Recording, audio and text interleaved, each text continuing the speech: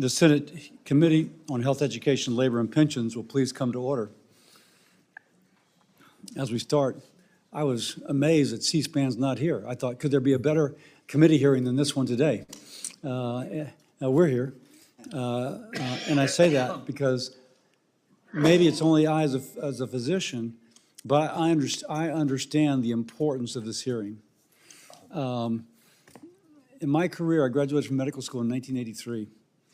And there are diseases at the time that were common and debilitating and or fatal that now, because of American innovation, are like, nobody ever sees it anymore. And I could even go further back, because the pediatricians, when I was in med school, would speak about hospital wards being filled with children with measles and the complications thereof. And as soon as the vaccine came out, within 6 months, whole wards were closed down. That is the power of innovation. Another example I always give, when I was in med school, cutting out a portion of someone's stomach to treat peptic ulcer disease was common. And now Tagamet came out, a drug now sold over the counter, and within 6 months, it was like never done before. My wife is a general surgery resident. She was pretty bitter about that. But anyway, despite that, and we can go on.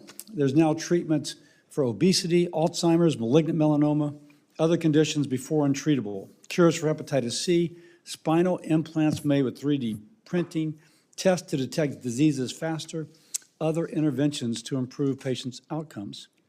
Now, our country has led the world in these discoveries, accounting for 40% of world biotech-related patents for drugs. And backed by the FDA's gold standard review, we produce twice as many novel chemical or biological products as European countries. FDA has also approved over 30 cell and gene therapies, including the first gene therapy for sickle cell disease. In the hospital in which I taught and managed patients, sickle cell disease was so awful, with repeated hospitalizations for patients who just were in pain crisis after pain crisis until they became addicted to drugs, and then their whole life spiraled down. Now there is a therapy for it. It is incredible. But we can't rest on our laurels. If we're going to maintain that edge, there's things we must do. Regulatory uncertainty and outdated frameworks stifle progress and push developers overseas to Europe, Australia, and most recently to communist China. I recently spoke to a group of biotech leaders. It was interesting. In varying degrees, they view China as a collaborator, as a competitor, and as a threat. When the developers are looking outside our country for early stage clinical work, we need to pick up our game. It's important for the American biomedical industry. It's important for patients. We need structural reform to give innovators stability and confidence that they can create in the United States without hardship. This includes eliminating unnecessary barriers in the FDA drug approval process while ensuring the gold standard of review is maintained. It means leveraging AI, machine learning, and new technology platforms such as mRNA to accelerate drug discovery and clinical development. We also have to recognize, although outside the scope of this committee, that post-FDA, coming to market depends upon CMS streamlining the coding, coverage, and reimbursement process so that new technologies don't die a slow regulatory death post-FDA approval. That is not of this committee's jurisdiction, but it's critical and must be considered. Finally, we must ensure fair competition for American biomedical companies with nations that do not share our values and engage in anti-competitive practices like forced technology transfer and IP theft. These reforms will advance President Trump's goal of making America healthy again while strengthening our dominance in the 21st century global economy. It's pro-patient, pro-family, pro-America. I look forward to discussing these ideas more at today's hearing. With that, I recognize Senator Sanders. Well, thank you very much, Mr. Chairman. I agree with some of what you said. Certainly don't agree that President Trump is trying to make us healthy again by throwing 15 million people off the health care they have and doubling premiums for 20 million more. That's not making America healthy. But you are quite right that over the last number of years, there have been a number of innovations that have saved lives, eased pain, and we thank all of the scientists and the companies that are responsible for that. Scientists who work at our nation's universities, the NIH and pharmaceutical companies deserve our gratitude and respect for the incredible work they have done to discover, as the chairman mentioned, new treatments and cures. And we must continue to support those efforts. There is enormous opportunity out there to save lives, extend our life expectancy, and ease pain. But let us be very clear. A life-saving drug, no matter how wonderful it may be, does no good for people who cannot afford it. That's just the simple reality. Yet, Mr. Chairman, here is the reality. 1 out of 4 Americans today cannot afford to purchase the medicine prescribed by their doctors because they cannot afford them. Just think about how crazy that is. People walk into a doctor's office, they're sick, they get diagnosed, doctor writes out a prescription, they cannot afford to fill it. So what happens? They suffer. Maybe they end up in the emergency room. Maybe they end up in the hospital at great expense to the healthcare system. That is pretty crazy. So in my view, one of the issues that must be looked at today is not only innovation, it is the cost of medicine here in the United States. And in my view, we can no longer tolerate the American people paying, by far, not even close, the highest prices in the world for prescription drugs. Why does Merck charge Americans? Simple question, and maybe some of our panelists will help us answer it. Why does Merck charge Americans with cancer $206,000 a year for Keytruda when the same exact drug can be purchased for $80,000 in Germany and $42,000 in Japan? Pretty simple question. I think the American people would love to know the answer to that. Why does Johnson & Johnson charge Americans with blood cancer $188,000 for Darzalex when that same exact drug can be purchased for just $82,000, less than half, in Canada and $79,000 in Japan? Why does Bristol-Myers Squibb charge Americans with advanced melanoma $204,000 for Opdivo when that same drug can be purchased for $73,000 in Germany and $48,000 in Japan? Pretty simple question. Maybe our panelists will be kind enough to give us the answer to that. How does it happen that, according to Reuters, the median price of new drugs has more than doubled over the past 4 years, going from $180,000 in 2021 to more than $370,000 today? And the answer, in my view, can be summed up by that famous American expression, follow the money. Follow the money. Since 1998, pharmaceutical companies have spent more than $6.3 billion on lobbying, and we welcome all the lobbyists who are here with us today, to ensure that their profits come before the health of the American people. Today, this is really quite unbelievable. Today, we have over 1,800, I do wish C-SPAN were here, over 1,800 well-paid lobbyists in Washington, D.C., including former leaders of the Republican and Democratic parties. That is 3 lobbyists for every member of Congress. Wow, 3 lobbyists for every member of Congress. Maybe that explains why we pay by far the highest prices in the world for prescription drugs. During that same period, pharmaceutical industry has spent hundreds of millions of dollars in campaign contributions to both political parties. Meanwhile, millions of Americans suffer and others die because they can't afford the prescription drugs they need. 10 top pharmaceutical companies made over $100 billion in profits last year, but it's not just industry profits. Take a look at what their CEOs are making, and maybe our friends here will explain that to us. For example, after charging Americans with diabetes outrageously high prices for Moderna, the CEO of Eli Lilly, Mr. Ricks, made over $113 million in total compensation last year. Americans can't afford prescription drugs. CEO of Eli Lilly made $113 million in compensation. CEO of Regeneron made $124 million in compensation. CEO of AbbVie made nearly $80 million in compensation, et cetera, et cetera. And here is another reality. Since President Trump took office in January, the price of more than 680 prescription drugs have gone up, not down, et cetera, et cetera. So, Mr. Chairman, I think we are in agreement. There is huge potential on the part of our scientists, researchers, pharmaceutical industry to come up with important drugs to deal with diabetes, cancer, Alzheimer's, you name it. And that's what we want them to do. But let us also understand there is probably, maybe with the exception of Wall Street, I will give you that, maybe no industry more greedy, more selfish than the pharmaceutical industry. And they have got to stop their practices, which are forcing millions of Americans to go without the medicine they need. Thank you very much, Mr. Chairman. Thank you, Senator Sanders.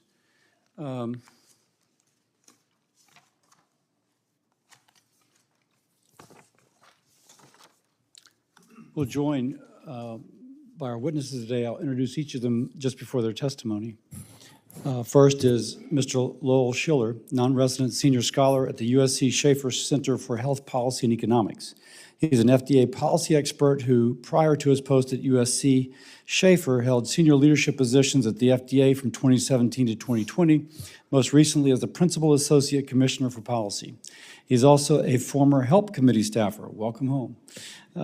Served as senior counsel for Chairman Lamar Alexander while working on legislation like the 21st Century Cures Act. He holds a law degree from Harvard and an undergraduate degree from Princeton. Thank you, sir. Well, thank you, Chairman Cassidy, Ranking Member Sanders, and members of the committee. Thank you for the opportunity to testify on improving patient access to novel medical products while sustaining U.S. leadership in biomedical innovation. My name is Lowell Schiller, and I serve as a non-resident senior scholar at the USC Schaeffer Institute. From 2017 through 2020, I held senior roles at the US FDA, as the chairman noted, including as Principal Associate Commissioner for Policy and Acting Chief Counsel. We are at a pivotal moment for medical product innovation. Scientific and technological advances are accelerating development of novel products that hold remarkable promise for patients, from targeted therapies and regenerative medicines to increasingly sophisticated diagnostics.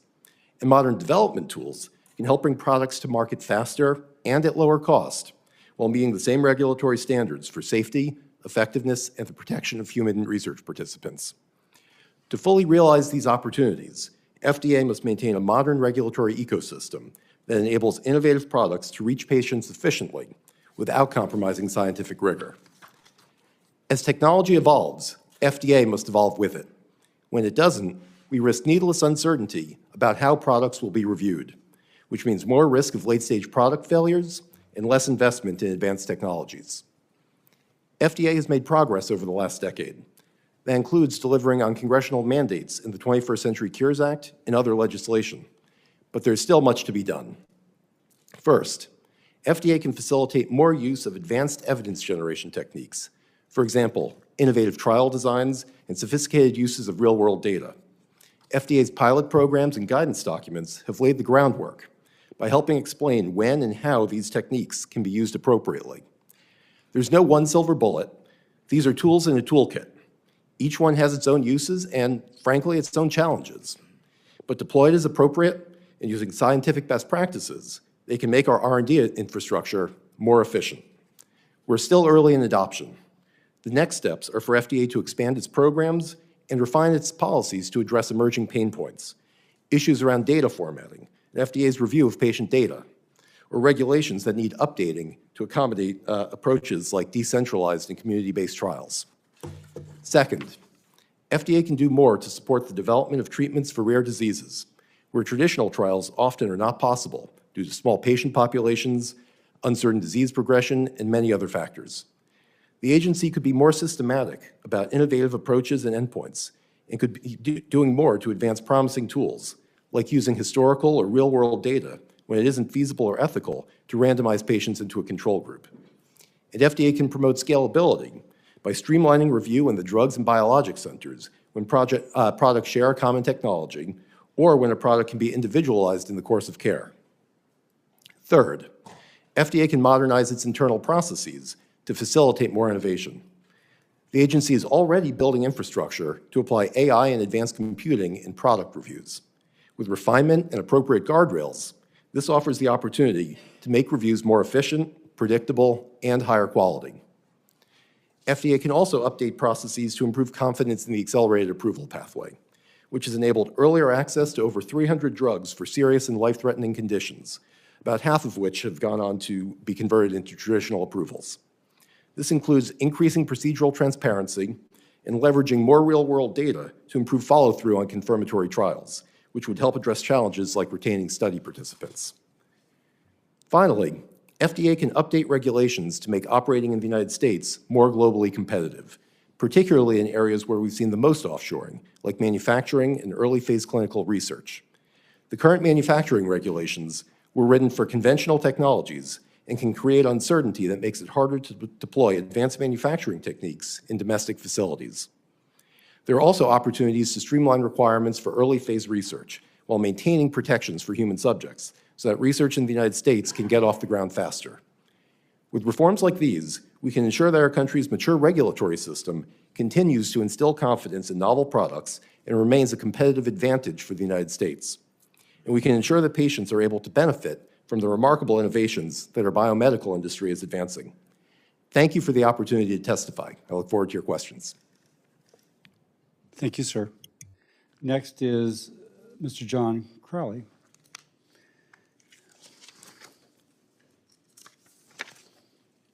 He's the president and CEO of the Biotechnology Innovation Organization, BIO, the largest advocacy organization representing biotech companies and industry leaders in the world. Mr. Crowley has decades of experience in pharmaceutical and biotech development, beginning in the 90s when 2 of his children were diagnosed with a rare and often fatal genetic disorder. Determined to find a cure, he founded a startup that ultimately developed a life-saving treatment. He attended the U.S. Naval Academy and holds degrees from Georgetown University, the University of Notre Dame Law School, and Harvard Business School. Thank you, sir. Please proceed. Great. Thank you, Chairman Cassidy, ranking members. Oh, sorry. Yeah, it was great. Again, Chairman Cassidy, Ranking Member Sanders, distinguished members of the committee, thank you for the opportunity to testify today on behalf of BIO, the Biotechnology Innovation Organization. As you indicated, Senator Cassidy, we represent more than 1,000 biotech companies, academic institutions, and research centers across the United States. And as you also indicated, Senator, my experience is very personal in this world, going back to 1998, when our 2 youngest children, Megan and Patrick, were diagnosed with a fatal and rare neuromuscular disease. At that time, there was no treatment, there was no hope. 2 years later, after that diagnosis and nearing what was supposed to be the end of our children's lives, I quit my job, took a home equity loan and cash advances on credit cards, and partnering with a brilliant scientist in Oklahoma City, we started a small biotech. Within 2 years, and then partnered with a much larger biotech company based in Boston, we successfully developed an enzyme replacement therapy that saved our children's lives, and eventually the lives of thousands of others around the world. That therapy was born of American innovation. It gave my children a chance to live their lives. My daughter Megan went on to earn a degree from the University of Notre Dame. She works today as a social worker with the Make-A-Wish Foundation. Patrick, our son, works in a flower shop staffed entirely by people living with disabilities. Today, this ecosystem that saved our children's lives is one of America's greatest strengths. Biotechnology is a uniquely American-born and American-led industry. This committee and this entire nation must care about biotechnology for 3 important reasons. First, for the public health. Second, as an engine of economic growth. And thirdly, for our national security.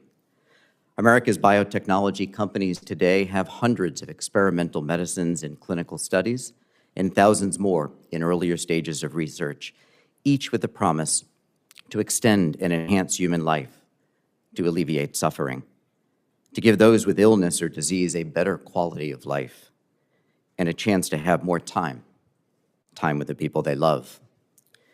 Biotechnology also drives more than $3 trillion in annual economic output. We employ 2.3 million Americans, and indirectly we support more than 8 million others across all 50 states. And U.S. biotechnology dominance is national security. The world, the entire world, is a better, safer, healthier, and more prosperous place when the United States, together with our allies, lead in biotechnology. But that American-led biotechnology ecosystem today is greatly challenged and increasingly uncompetitive. At the same time, China is catching up fast, now launching nearly as many clinical trials as the United States and expanding its share of the global drug pipeline 8-fold in just the past decade. China's biotech push isn't just economic, it's strategic, and based upon a belief that controlling access to the world's most advanced medicines will provide them an enormous amount of global power and influence. So how do we maintain and advance our lead in biotechnology? First, we need to strengthen the FDA and its role as the global regulatory gold standard. We should modernize clinical trial processes and make early-stage development more efficient. We should also improve review predictability, expand the use of modern clinical trial designs and biomarkers. Importantly, we need to strengthen communication with our innovators, our developers, so that innovation isn't delayed. We see today encouraging signs from the FDA, and I have great confidence in Commissioner McCary to boldly and smartly reform the FDA. Second, we must rebuild America's biotechnology manufacturing base. Small and mid-sized biotechs need help to build domestic capacity and capabilities. That means targeted incentives, tax and capital support for contract manufacturers, supply chain investment, workforce development, and streamlined infrastructure permitting. Third, we need to reauthorize the Rare Pediatric Disease Priority Review Program. This voucher program has already helped lead to therapies for 39 pediatric rare diseases and cancers. It costs taxpayers nothing, and it has proven to be one of the most effective market-based incentives for innovation. Mr. Chairman, the United States has led the world in biotechnology for decades, not by chance, but with great purpose. Strong science, smart policy, and the partnership between innovators and government has made that possible. Bio and our member companies stand ready to partner with Congress to make this happen and to continue to maintain and advance our lead as the world's global technology leader. Thank you. Thank you, sir. Next, we're joined by Dr. Josh Makower, a biomedical engineer, professor at the Stanford University Schools of Medicine and Bioengineering, and director of the Stanford Mussallem, did I get that right, Mussallem? Center for Biodesign. He was the chief architect of the center's biodesign process, which has trained hundreds of thousands of students and faculty in developing medical innovations. He's not only a professor, but an inventor, holding over 300 patents and creating 10 medtech companies. He holds a medical degree from NYU School of Medicine, a master's of business administration from Columbia, and a bachelor's degree in mechanical engineering from MIT. Thank you, sir. Thank you very much. Thank you, Chair Cassidy, Ranking Member Sanders, members of the committee for this opportunity to testify. My name is Josh Makower, and for over 36 years, I've dedicated my life to developing therapies and technologies. Oh, okay. Thank you. Over 36 years, I've devoted my life to developing therapies and technologies to improve patient care. The impact on patients and their loved ones drives my passion to improve our innovation ecosystem, and why I'm so honored to be here today. In addition to being a physician, inventor, and entrepreneur, at Stanford University, I'm a professor of medicine and bioengineering and co-founder of the director of the Stanford Mussallem Center for Biodesign. Throughout my career, I've had countless interactions with the FDA and its teams. The FDA, like any large organization, has had its challenges, but its willingness to adapt have contributed to the United States being the global leader in health technology innovation it is today. I know from personal experience that the people at the FDA are resolutely focused on ensuring patients gain access to safe and effective cures, therapies, and diagnostics that our ecosystem develops. For decades, the United States has dominated global healthcare innovations, resulting in cost-effective cures and treatments for diseases, improving patients' lives everywhere. However, that leadership is now under threat from nations like China. We must not be complacent, and we should pursue policies to support this fragile ecosystem. My submitted testimony details several suggestions, but I did want to highlight a few. Patients are best served when the FDA review process is transparent, reasonable, consistent, and efficient. At Stanford in 2024, our research found that a majority of biotech innovators indicated that the typical time for a new cell or gene therapy to advance through the FDA is 6 to 10 years, and that the biggest challenges were issues such as reviewer or key staff turnover and lack of transparency during the approval process. These issues must be addressed. Adequate FDA review staff is a priority. and I appreciate the efforts by many of this committee to ensure that FDA reviewers and inspectors were not impacted by RIFs. However, I am concerned that many senior review staff have retired or left the agency. Each center must maintain a stable workforce to facilitate transparent, reasonable, and timely interactions with innovators. To help these efforts, industry has paid user fees to maintain this workforce, but when these positions are vacated, they need to be backfilled one for one, and we need to exempt user fee-supported positions from any future cuts. As a physician innovator myself, I know that simply providing more staff does not result in process optimization. We're experiencing a revolution in the way that complex data sets are analyzed, and decision-making is supported through the use of AI across every aspect of our lives. The same holds incredible potential for medicine and surgery. Whether it is AI-assisted EKG interpretation to detect arrhythmias, improving the detection of early-stage cancers, or powering robotic procedures, AI can also be leveraged very effectively by FDA staff to support and accelerate reviews. The issue of efficiency is essential, as small companies are the engine of innovation in this country, and their funding is often not capable of bridging over substantial process delays. Innovators and regulators should also explore ways to optimize interactions to prevent adverse impact on patient care. There are growing concerns, for example, that the pre-submission program, originally designed to enhance opportunity to engage with FDA review teams, is being overutilized for simple interactions for which it was not intended. Pre-submissions have tripled from 1,500 to over 4,000 in just a few years. This has led to instances where innovators are waiting up to 70 days to schedule a meeting to discuss minor questions historically handled over a short phone call. This is inefficient for innovators and for the FDA. Finally, true patient access for novel health technologies requires efficient and effective FDA authorizations, but also a more rapid reimbursement system by CMS and private payers. Our Stanford research found an average of 5.7 years delay after FDA market authorization before the most nominal level of reimbursement is established. This valley of death harms innovators, investors, and most importantly, Medicare beneficiaries. I strongly encourage Congress to pass the bipartisan Ensuring Patient Access to Critical Breakthrough Products Act, and I'm thankful there is broad agreement in both chambers that this legislation should move forward to narrow this gap. I and my fellow innovators remain committed to work closely with you to reach our shared goals of expediting patient access to safe and effective health technologies and ensuring that the United States remains a global leader in these important fields far into the future.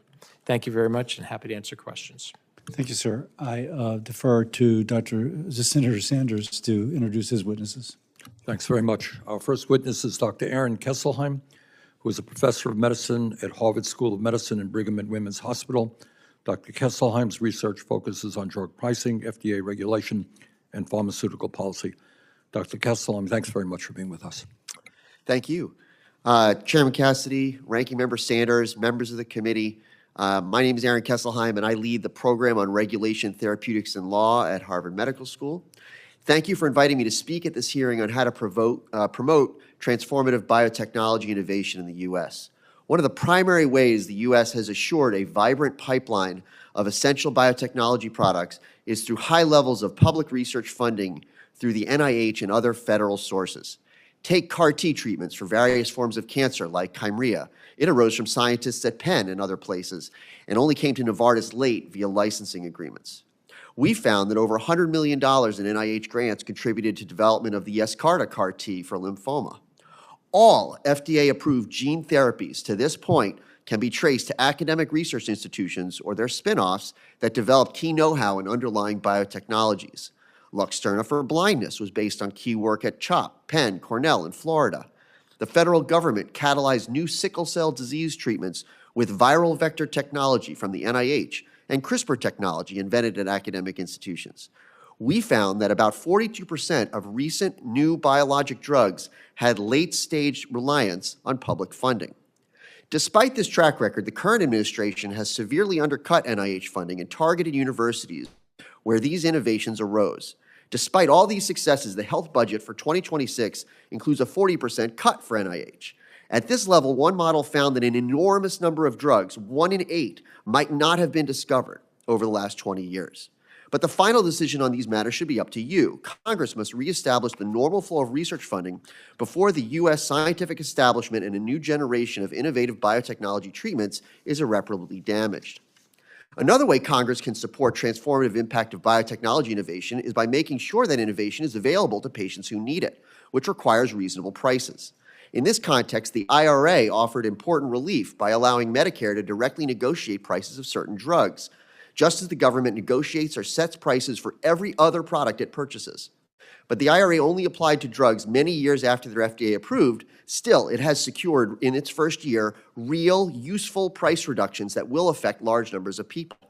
By contrast, recent administration moves on drug pricing won't result in nearly as meaningful price reductions.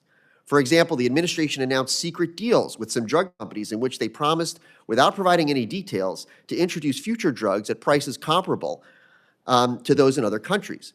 But those unenforceable promises only apply to Medicaid, which already gets major rebates, and there are plenty of ways for manufacturers to game the system by launching drugs at different times or at different formulations around the world, or securing undisclosed rebates in those countries. In these deals, the Trump administration also announced a website to help companies facilitate direct-to-consumer sales of brand-name drugs at reduced prices, but there's always a catch. In this case, patients have to pay for these drugs directly, outside of their insurance, and most cannot afford brand-name drugs that cost thousands of dollars, even at discounted prices offered through these websites. Manufacturers' stock prices have tended to increase when these deals are announced, showing you that investors also think they lack substance. Because such actions will mostly be useless, Congress can take its own steps to ensure that essential biotechnology innovations are accessible. First, Congress should fix what we call the biologic bonus, an extra period of 4 years of delayed negotiations that only applies to biologic drugs, beyond the standard 9-year delay that applies to other drugs. Special treatments of biologics in the U.S. over small molecule drugs is not justified by any differences in biologic development costs or risks. Indeed, biologic drugs generally make more revenue than regular drugs and progress through the FDA approval process faster. Second, Congress should revisit its move in the One Big Beautiful Bill Act to exclude rare disease drugs from negotiation. Why should we be concerned about negotiating fair prices for rare disease drugs like Darzalex and Keytruda that are already making billions of dollars a year? The CBO concluded that this change will cost us $8.8 billion. Instead, Congress should pass the No Big Blockbuster Bailouts Act, which allows negotiation for rare disease drugs making $400 million in annual Medicare sales. Third, Congress should take steps to promote timely price-lowering competition, like passing the Ethic Act to reduce large patent thickets on biologic products. In the opposite direction, this administration's patent office is making it harder to get bad patents off the books. Finally, enjoying the benefits of biotechnology innovation also requires that patients have adequate insurance coverage, but the government has moved to reduce enrollment in Medicaid and is currently poised to allow Obamacare marketplace premiums to soar to unaffordable levels, together affecting insurance coverage for over 15 million people. Congress should stop these destructive changes. Making basic health insurance reasonably available to as many people as possible can help ensure that biotechnology products reach the patients who need them. Thank you very much, and I look forward to the conversation about this. Thank you very much. Our second witness is Dr. Reshma Ramachandran, who is a practicing primary care doctor at a community health center and an assistant professor of medicine at the Yale School of Medicine. She's an expert in ensuring patients have access to safe and effective health technologies. Doctor, thanks very much for being with us. Thank you so much. Chairman Cassidy, Ranking Member Sanders, and distinguished members of the committee, thank you for the opportunity to testify. My name is Reshma Ramachandran. I'm an assistant professor at Yale School of Medicine, where I co-direct an interdisciplinary research and policy program called the Yale Collaboration for Regulatory Rigor, Integrity, and Transparency, or CRIT. I'm also a primary care physician, as Senator Sanders noted, taking care of patients at a federally qualified health center in New Haven, Connecticut. My remarks reflect my own views and not that of my employers nor the organizations I work with.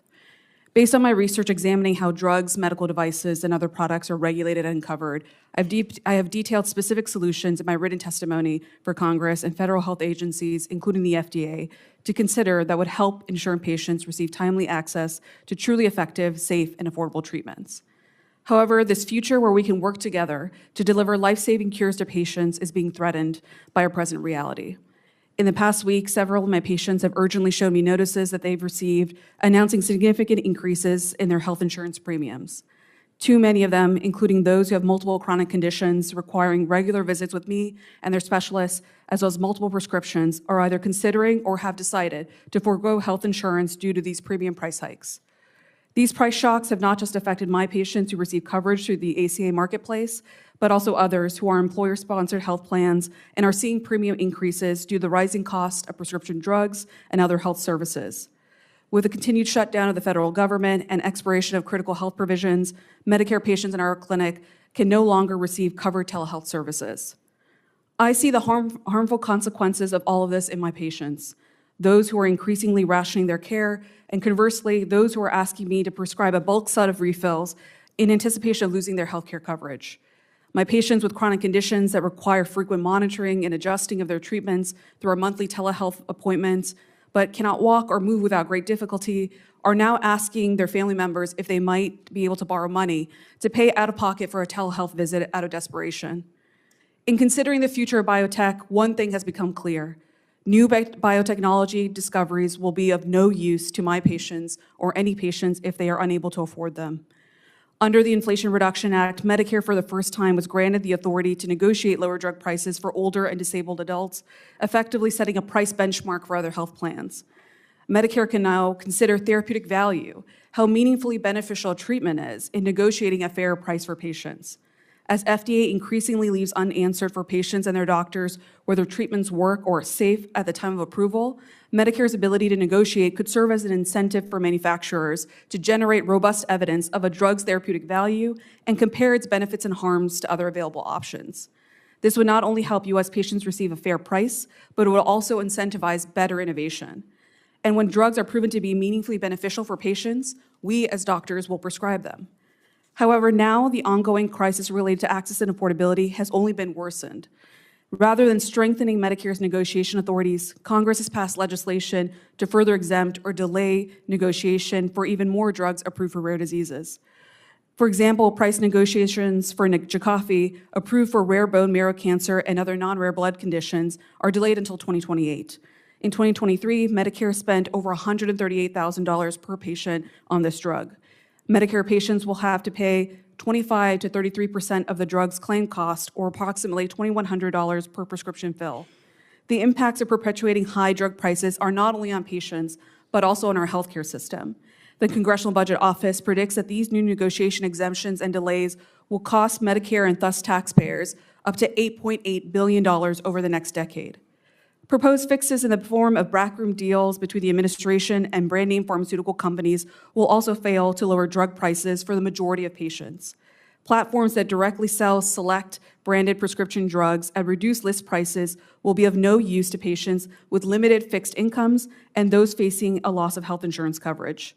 Moreover, for most of my patients who take multiple generic medications, these platforms offer no real cost savings. While policies to address ongoing supply and quality issues for generics are welcome, these solutions are predicated on having a well-resourced and well-staffed FDA who can address the backlog of manufacturing facility inspections that predate COVID-19. Onshoring of manufacturing facilities will not happen overnight and requires a robust FDA to ensure that medicines are being produced in the United States are safe and effective. However, the recent firing and attrition of more than 20% of the FDA workforce, including over 900 scientists and technical experts, as well as over 500 regulators, compliance officers, and investigators, threatens the U.S.'s ability to continue critical regulatory operations and implement solutions that deliver a sustainable supply of treatments that work and are without harm to patients. Industry reports have also noticed delays in FDA meeting regulatory deadlines and decrease in approvals. Generic approvals that enable choice, competition, and affordability are also at a new low as of this year. The future of biotech cannot be centered around technical fixes that prioritize or hasten the market entry and greater reimbursement of new health technologies and unclear benefit. Instead, I would urge Congress to center such a future around patients, where federal health agencies can ensure that incentives for innovation are aligned with what patients and their doctors care about the most, making sure that those who need it have access to cures that meaningfully work, that are safe, and that are affordable. Thank you for your time. Thank you. I will defer to Senator Tuberville to begin. Thank you, Mr. Chairman. Good morning. Mr. Schiller, following President Trump's domestic manufacturing executive order, the FDA launched the PreCheck program to support U.S. drug manufacturing. The program offers more frequent communication at key development stages and simplifies some manufacturing information required in applications. How can the FDA use PreCheck to improve inspections, encourage more domestic pharmaceutical manufacturing? Thank you for the question, Coach. The program has a lot of potential. Some of the challenges around investment in domestic manufacturing goes to a degree of uncertainty about how FDA's regulations will apply to those facilities. And so having earlier, more frequent interactions with the agency through that process can help enormously. There's other things that the agency can be doing as well, things like updating manufacturing regulations to accommodate more advanced manufacturing techniques. The regulations were written for conventional older techniques, so updating them to take into account use of AI, use of continuous manufacturing would be incredibly helpful. Thank you. Mr. Crowley, Hudson Alpha Institute in Biotechnology in my state of Huntsville is a global leader in genomics and precision medicine. In 2008, it has generated over $3.5 billion economic impact in my state, 45 companies it supports, 2,000 high-paying jobs. It's attracted more than $300 million in competitive research funding. Hudson Alpha acts as an incubator for biotechnology research and development. It helps researchers move their ideas from lab to product development. NASA's been involved in space genomics. It's helped with cancer and heart disease risks. What are the institutes like Alpha Hudson doing right, and how can we continue to encourage more similar efforts? Senator, Coach, thank you for the question. You bring up a very important point, and this is how medicines are made. If you look last year, nearly 3/4 of all medicines approved by the FDA originated from startup biotech companies. Over time, well more than half of all medicines come from these small businesses, these incubators of research. When we look at what it takes to make newer and better medicines, it's an entire ecosystem. It's what we call this virtuous circle of innovation, grounded in our great academic universities or institutions like in Alabama, oftentimes funded and partnered with the important research that goes on at the National Institutes of Health. And that foundational research is what oftentimes spurs our startup companies. And so many times over and over again, it's a great technology, a disease where there's an unmet need. There are entrepreneurs, people giving angel money investment, startup capital. There are economic development funds in many of our states, such as in Alabama, to support these startup companies. And also, too, having these clusters in so many, and really in each of your states, where innovators, entrepreneurs can come together, where there's lab space provided, where they're in proximity to academic research. Oftentimes, our startup companies, the founders, scientific founders, have joint appointments at local universities, state universities, and our startup companies. This is what's so uniquely American. You know, biotechnology is only a 49-year-old industry. Our very first company, Genentech, was founded by a scientist at the University of California, San Francisco, and a venture capitalist as well. This happens in every state. It happens in Alabama. And as you go along that virtuous circle of innovation, it takes this community, the small companies, it takes our contract research organizations, our contract manufacturers, providers of capital, oftentimes Wall Street, ultimately driving private capital to these incredibly risky, incredibly expensive, and incredibly important ventures. So again, I commend the state of Alabama and what they're doing to promote research, science, and development. This is the heart and soul of biotechnology, and it's what we need to strengthen and continue. Thank you. Mr. Makower, we talked a lot about the United States' history of global leader in biotechnology. We held that title for decades, and we want to keep it for generations to come. Could you explain how America built and sustained this dominance, and what targeted strategies we can pursue to maintain it?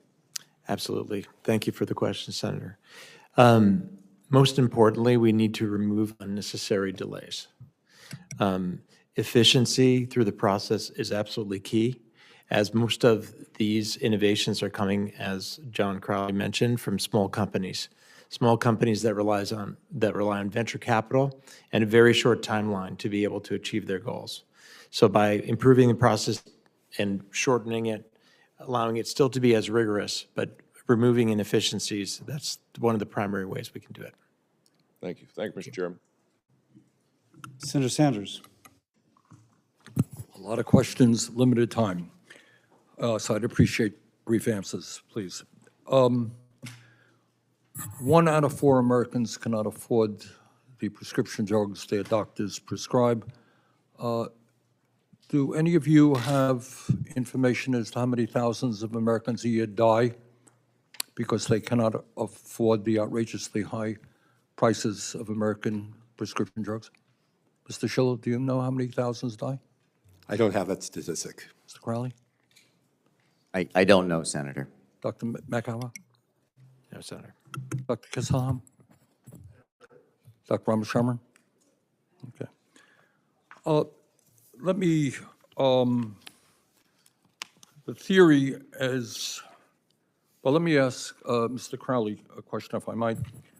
Health and Human Services Secretary Kennedy has said that there is, quote, no vaccine that is safe and effective. He has also said that the polio vaccine, quote, killed many, many, many, many, many more people than polio ever did, end quote. Do you agree with the Secretary? Senator, I believe, and Bio believes, that vaccines are an incredibly important part of the public health. I have in my office a gift that was given to me many years ago. It's a picture of Dr. Jonas Salk, and I keep that in my office today. Vaccines have done as much or more to transform human health than any technology we've ever developed. They are safe and effective. They need to be rigorously studied, and they should continue to be, as we did during Operation Warp Speed for COVID. So we are perfectly aligned. Bio actually ran a campaign. Okay, I beg you. Thank you very much for your Thank statement. Mr. Schiller, do you agree with Mr. Crowley? I do. Vaccines are one of the great public health success stories. Dr. Makower? Absolutely, I agree. Okay. Dr. Kesselheim, I find it strange that we have a situation where over a recent 10-year period, 14 major pharmaceutical companies spent $87 billion more on stock buybacks and dividends than they did on research and development. And and CEOs, as I mentioned a moment ago, of the major drug companies make over $100 million in compensation. What does that tell us a little bit about the goals of the motives of the major drug companies? Well, as with all companies, they are responsible to their shareholders and primarily responsible to their shareholders. And so I think what it also says is that if we are trying to stimulate innovation, it makes most sense and it is most efficient to give that money where that innovation comes from, which is at the academic institutions where it is discovered, and not to the end product to the end of the stage where the large pharmaceutical companies are spending only about 10 to 20% of their revenues on innovation. So for each dollar spent through the NIH, you will incentivize a lot more innovation than for each dollar spent to those in those. What you're saying is that financing research should be the goal, not making stockholders extremely wealthy or outrageous compensation packages for the CEOs. I mean, we need to make sure that there is a reasonable market out there for drugs, and there is, and drug companies make a lot of money from it. And as we're thinking about incentives and ways of trying to encourage innovation, I think the most important way to do that is to try to, raise the ground and to grow the amount of innovation that comes out of where it comes from, which is from publicly funded research. Okay, Dr. Ramachandran, you are a practicing physician working with low-income and working-class people. What impact does the high cost of prescription drugs have on the quality of life of your patients? It can be life and death, the difference between life and death for many of my patients. Because of the rising cost of prescription drugs, there are oftentimes choices that they're making at the pharmacy counter or when they come to clinic asking me if I can select which drugs among a lot of the life-saving drugs that they're taking that they could maybe skip that month or not take because of the cost. When they go to the pharmacy counter, they have to make decisions between paying for that drug or paying for their rent or other needs as a part of their life.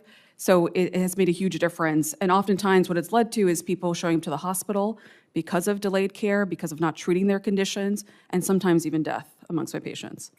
Thank you very much, and thank you for the work you do. Thank you, Mr. Chairman. Senator Moody. Thank you, Mr. Chairman, for holding this hearing, and for our witnesses for being here today. Some of you I've met with personally, so appreciate your time on such an important topic. This country has blessed the world with numerous treatments and cures for all kinds of diseases in the 50 years since biotech became a reality. American biotech is strong and growing in Florida. I am one of the newest U.S. Senator from Florida. I am told it is home now to nearly 3,000 biotech, pharmaceutical, and medical development enterprises. We are home to 27 bio members.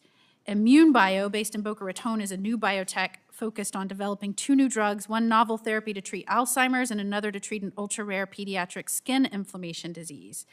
But like so many other companies, it chose to plant roots in this country because we have free markets, deep pools of capital, and a highly talented workforce. I believe Florida is only becoming more blessed with more talent in this area.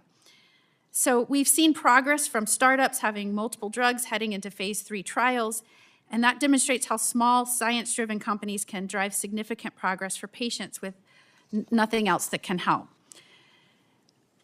In September, the Miami Times reported that Florida is the first in the nation for investment in clinical trials, now ahead of California and Texas. So that to say biotech is a burgeoning sector of my state's economy, and I agree with the chairman that Congress should work to unleash the power of American life sciences. So thankfully, we're seeing this president and other initiatives that have invested over $425 billion in investments for R&D, manufacturing, and jobs. I think that is incredible, and I expect great things throughout this administration. Mr. Crowley, I'll start with you. I was touched by your story. It is truly amazing, and I think it's emblematic of what we can do when Americans have a personal cause and the resources to do something about it, and the policy that would support successful outcomes. And that's so important, and why this committee is addressing this important topic. I've heard from so many of my constituents that a faster, clearer guidance from FDA, particularly on rare neurological diseases, would be greatly beneficial.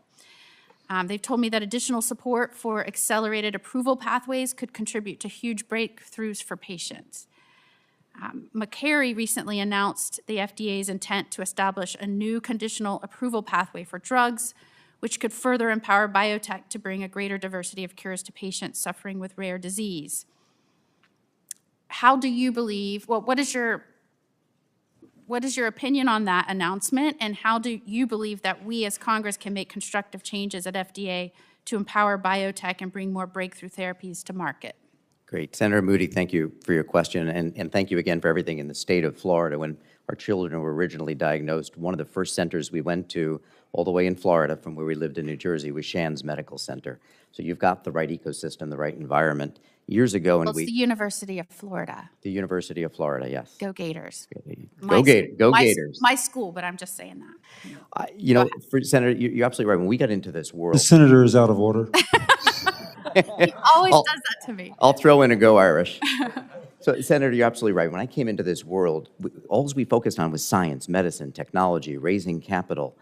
Now in this world of rare diseases, we've never had more technologies, more opportunities where doctors don't have to tell families, parents, what they told us years ago, that I'm sorry, there's nothing we can do.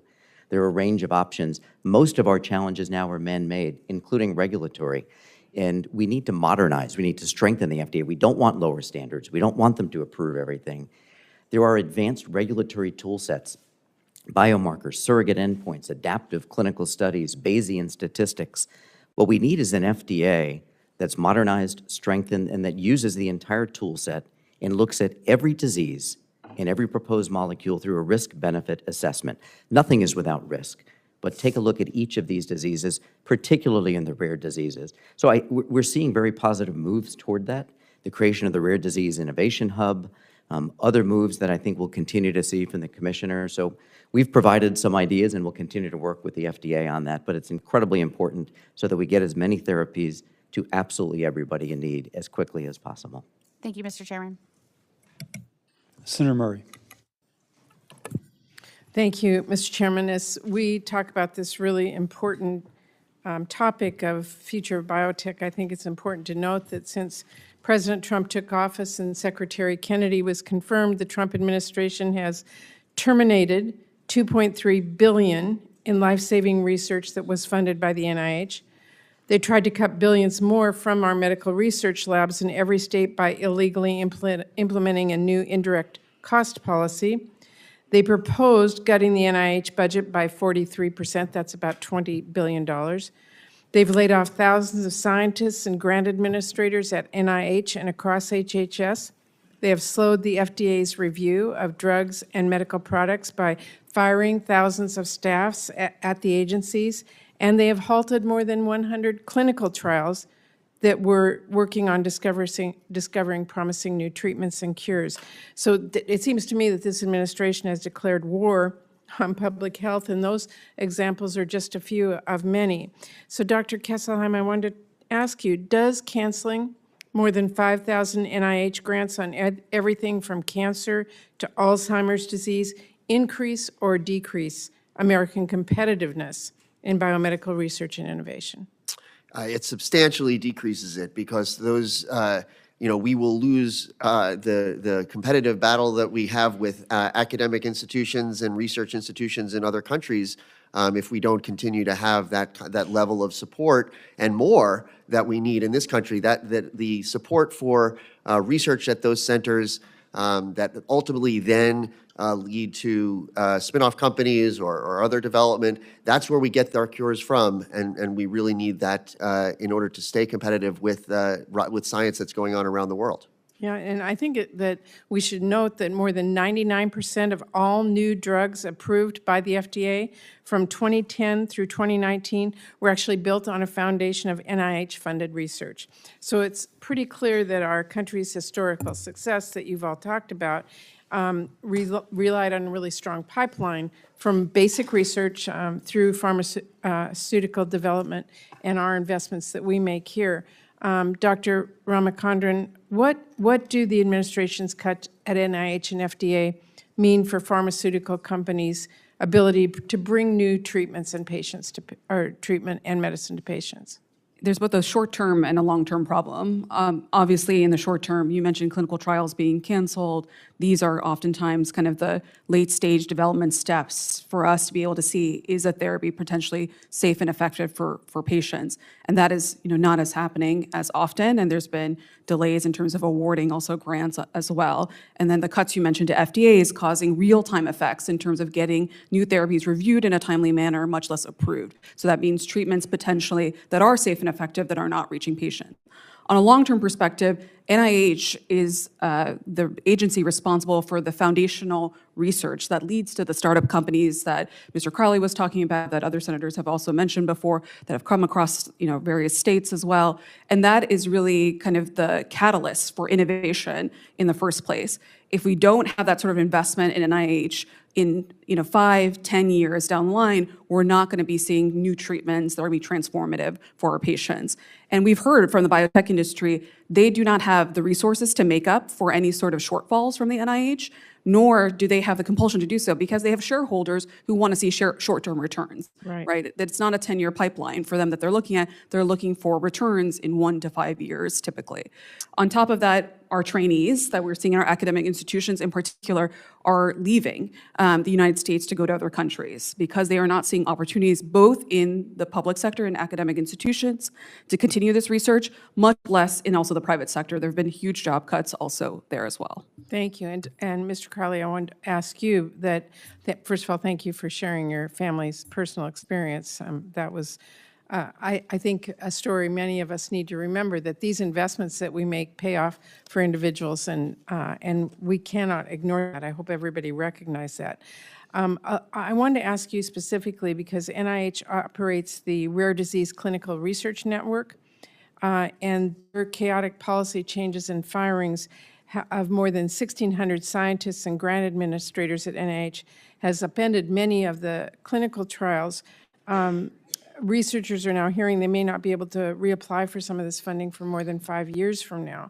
So talk to me about how canceling rare disease clinical trials and suspending future funding impacts rare disease patients and their families. I think it has a direct impact, Senator. Again, in that virtuous circle of innovation, the NIH plays a very, very important role in foundational research and facilitating translational research as well. So for us, for the entire industry in biotechnology, it remains incredibly important as well, and we'd support continued funding of the NIH.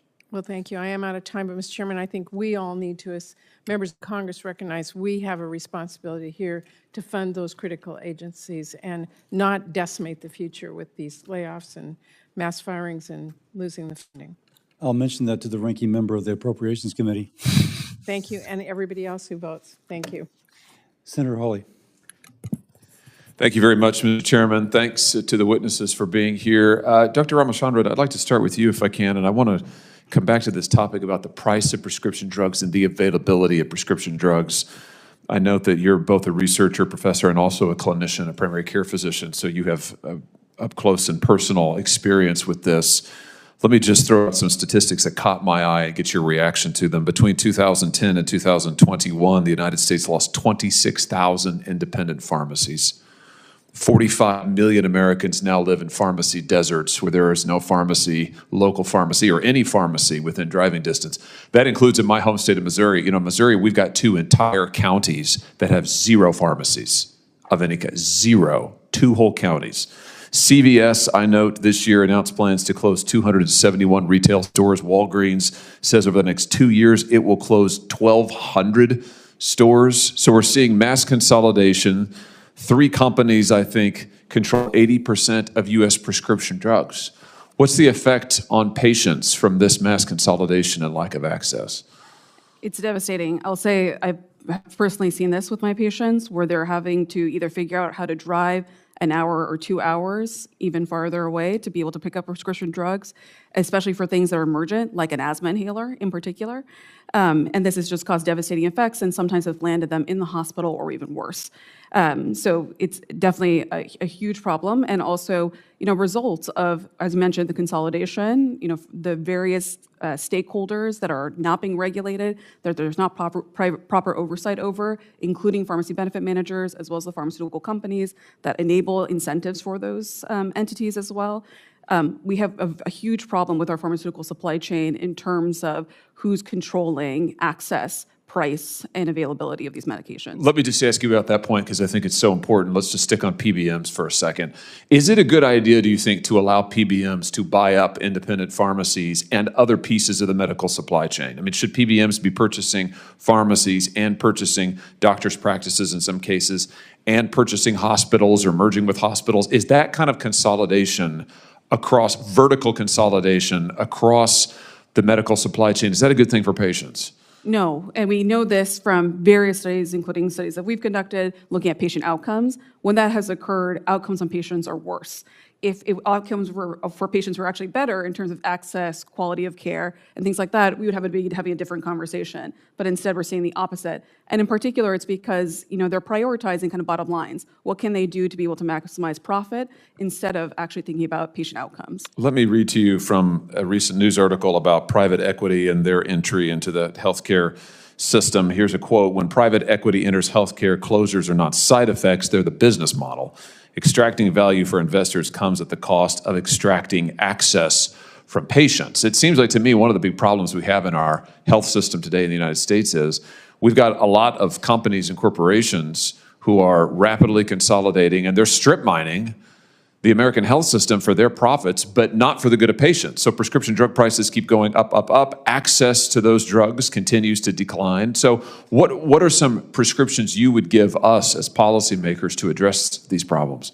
I know the committee, and especially you as Senator, have been talking about reforms to various parts of the supply chain, including obviously pharmaceutical companies, but also PBMs, right, to actually address this issue around consolidation. Obviously, regulation of private equity, right, because to having oversight of these deals, which has been happening in some states to some extent, but usually after there is some harm that's occurring to patients. Being able to be proactive, to be able to stop the sort of consolidation, these merger and acquisitions, and be able to understand what the impacts are on patients before they happen, I think is most important, and that's going to require regulation. And also entities like the Federal Trade Commission to step in to actually ensure that anti-competitive practices are not moving forward. You know, I've always been a big believer in antitrust as an attorney, as a believer in a free market. I mean, a free market works best when there's competition, when there's free and open competition. That's what keeps prices down. That's what benefits consumers. And when you see the kind of consolidation we are seeing, whether it's on the pharmacy side, whether it's on the big pharma, the production of pharmaceutical side, I think it's really no surprise that we're seeing the increase in prices, but the decrease in care to consumers. And so you're right, this is why I believe one of the things we ought to do immediately is prevent PBMs from buying up every aspect of the supply chain. Why should PBMs be able to own all these pharmacies? Why should they be able to start buying doctors' practices? We don't allow that in other aspects of our economy. Why should we be allowing it in healthcare? I think it's nuts.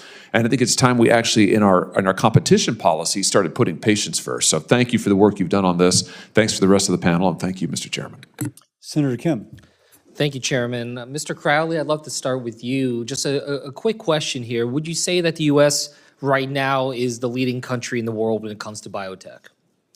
Senator, yes, we are the leading country in the world when it comes to biotechnology, but China is a rising competitive threat and a rising threat in general. So in that case, so right now you can say definitively we are in the lead leading today. country. What about in 10 to 20 years from now? Can you make that same definitive statement? No, not at all. In fact, it's a lot sooner than that. If you look at the National Security Commission report on emerging biotechnology, they have 49 recommendations to strengthen, maintain, and advance our lead in biotechnology. But we need to act boldly, and we need to act today. We believe within 2 to 3 years we can lose this. To give you some perspective, 10 years ago, about 2% of the innovative medicines being developed in the world came from China. A decade later now, it's about 25%. Mr. Schiller, I mean, what we just heard from Mr. Crowley saying, even within 2 to 3 years that we could be losing our competitive edge here. I really think that the key here is not just what are the steps that are going to move us forward, but for us as a committee and as a country to embrace the urgency of this moment. I guess I want to ask you, are we operating with the level of urgency as a nation, as a government, as an industry that we should be at this point? Senator, thank you. I don't think we are. And I think there's more we can be doing to try to ensure that the regulatory system, the ecosystem, allows for faster trials getting off the ground in the United States so that less of that research is moving out to other countries. Mr. Makower, you talked about, Dr. Makower, you talked about this in terms of the challenges that we're facing, whether it's about reviewers and turnover on that front, or just resources writ large. I guess I want to ask you in terms of the FDA, does the FDA have the resources and the staffing needed right now to be able to meet this urgency that we've been talking about in terms of our global lead on biotech? Thank you for the question, Senator. We could do much better. We absolutely should be refilling vacancies one-to-one. We absolutely need to deploy the latest technologies in reviews. Most importantly, to be competitive, we need to reinforce and deeply invest in our U.S. scientific and clinical infrastructure. That science has propelled innovation in this country, and it's absolutely important. We also need to support intellectual property and stand behind our U.S. innovations and fight infringing entities who are coming mostly from China that are utilizing our intellectual property to create their businesses. So these are the types of things we can do to support our competitiveness in this effort. No, and I think we absolutely need to be taking that on. But when it comes to the FDA, I will say, when I hear what you're saying when you're saying we need to backfill one for one, Yep. Based off of what's happened. But I also just want to make sure, like, we're not just trying to tread water here. Right. You know, we're really trying to figure out how we can move forward. Like everyone here, I feel like none of you would say that we're on the trajectory that we need to be in terms and the urgency that we need to be on. So I just urge this committee to, yes, we can think of some steps and we can ask this question, are we on the right path?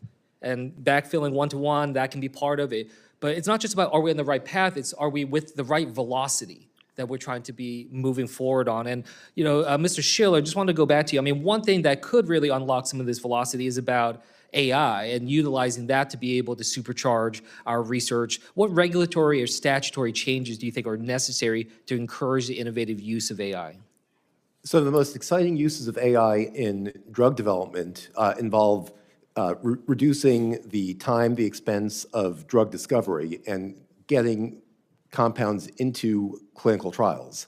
And if we can find ways to move from that process into first-in-human studies more efficiently and move from computer trials to human trials, that would help substantially. And then leveraging AI as a tool within our clinical trial infrastructure, I think there's much more that we can be doing where AI can help with decentralized and community-based trials, helping with trial recruitment. The more those tools are leveraged, the more competitive our system becomes. Thank you. I really just want to hit home here as I conclude, that the one word here for me is about urgency.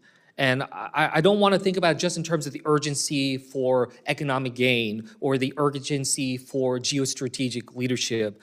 I thought, Mr. Crowley, your opening of your testimony, it was about the urgency of a dad, an urgency of a parent.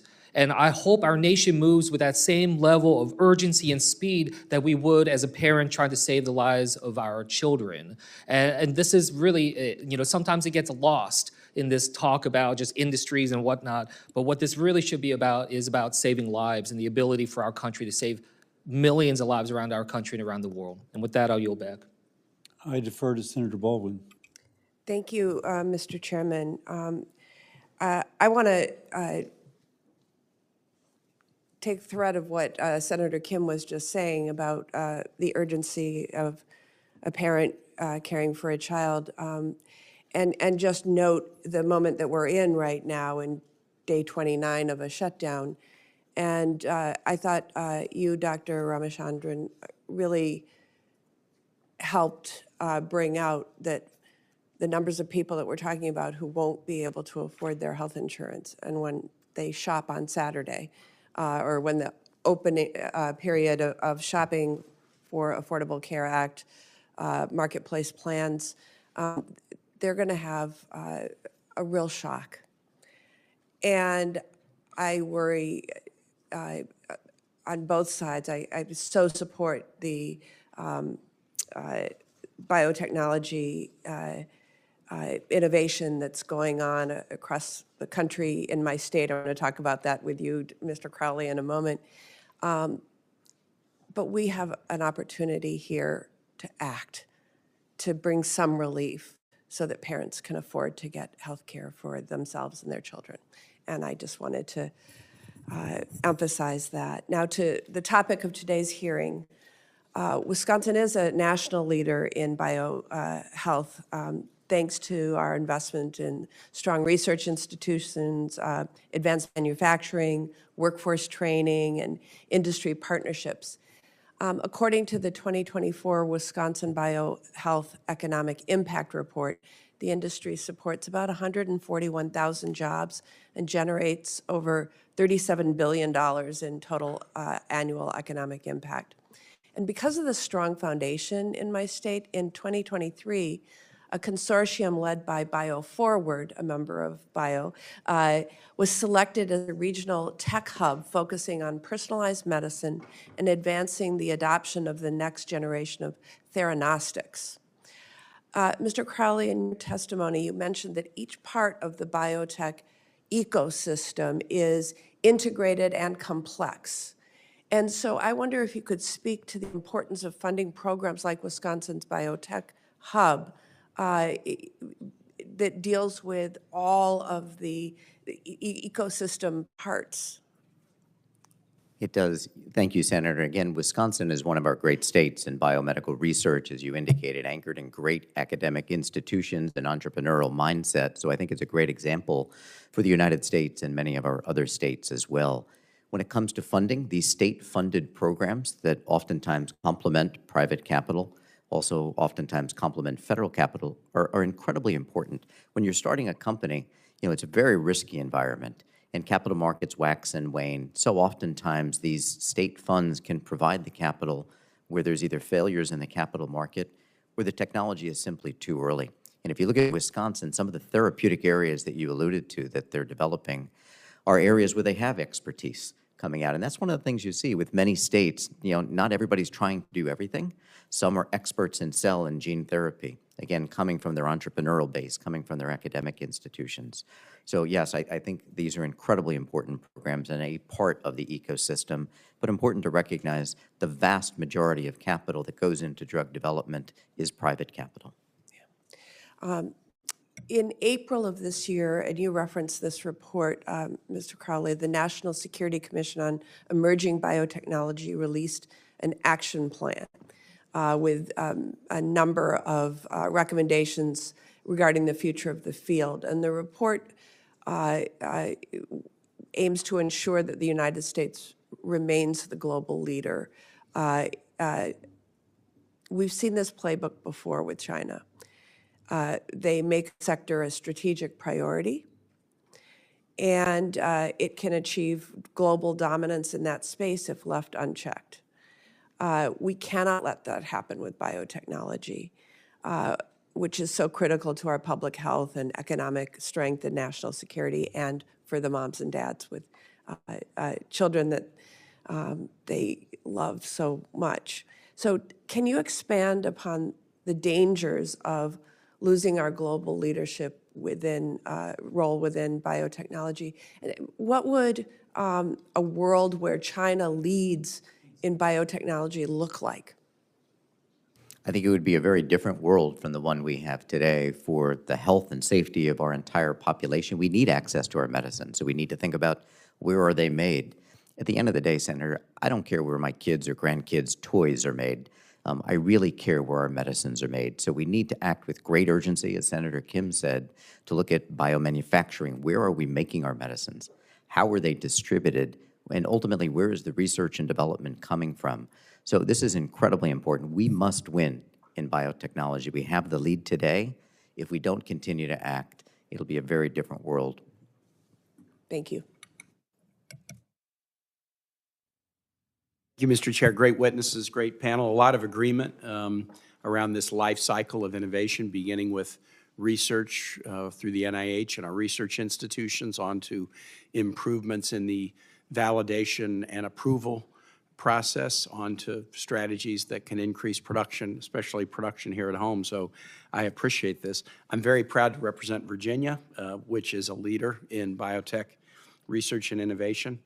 When I was a city councilman and mayor, I helped found and then grow the Virginia Biotech Research Partnership Authority, which has grown investment and interest in biotech in Virginia and the Richmond region. This continued investment is done very well for the Richmond region where I live, but across the state. The Richmond-Petersburg region received an advanced pharmaceutical manufacturing grant through the first an ETA Tech Hub designation through the CHIPS Act, but also $52 million for advanced pharmaceutical manufacturing through the American Rescue Plan. And that has really enabled the Virginia biotech industry to take off. Just in the last few months, we've been benefited by announcements for several major projects in Virginia. AstraZeneca, Eli Lilly, and Merck are making massive investments, but our ecosystem also includes small innovators that are doing great. We're celebrating the 20th anniversary of the Genelia Farm campus of the Howard Hughes Medical Research Institute in Loudoun this month. So there's a lot going on in Virginia. I wanted to ask about one part of this innovation chain. So beginning with research through approvals and innovation through production. In the 1980s, there was a set of lawsuits filed against vaccine manufacturers over the DPT vaccine, diphtheria, pertussin, tetanus. And those lawsuits threatened to shut down the manufacture of those vaccines in the United States. And so Congress created the, let's see here, the Vaccine Injury Compensation Program, which has been a substitute for the traditional tort system and created a no-fault mechanism for those who do suffer side effects from vaccines to receive compensation. By my way of thinking, that's worked pretty well. It has not only worked well to provide prompt recompense to those who do have side effects. It's also done pretty well in enabling us to collect data, so we can see how many successful claims per million vaccines there are in DPT and in measles and in COVID. And tracking that data turns out to be really helpful to us as well.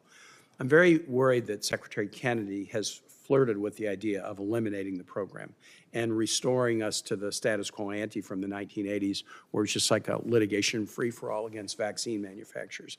And I worry if we went back to that, we would see the same that we were seeing in the 1980s, vaccine manufacturers saying it's just not worth doing it.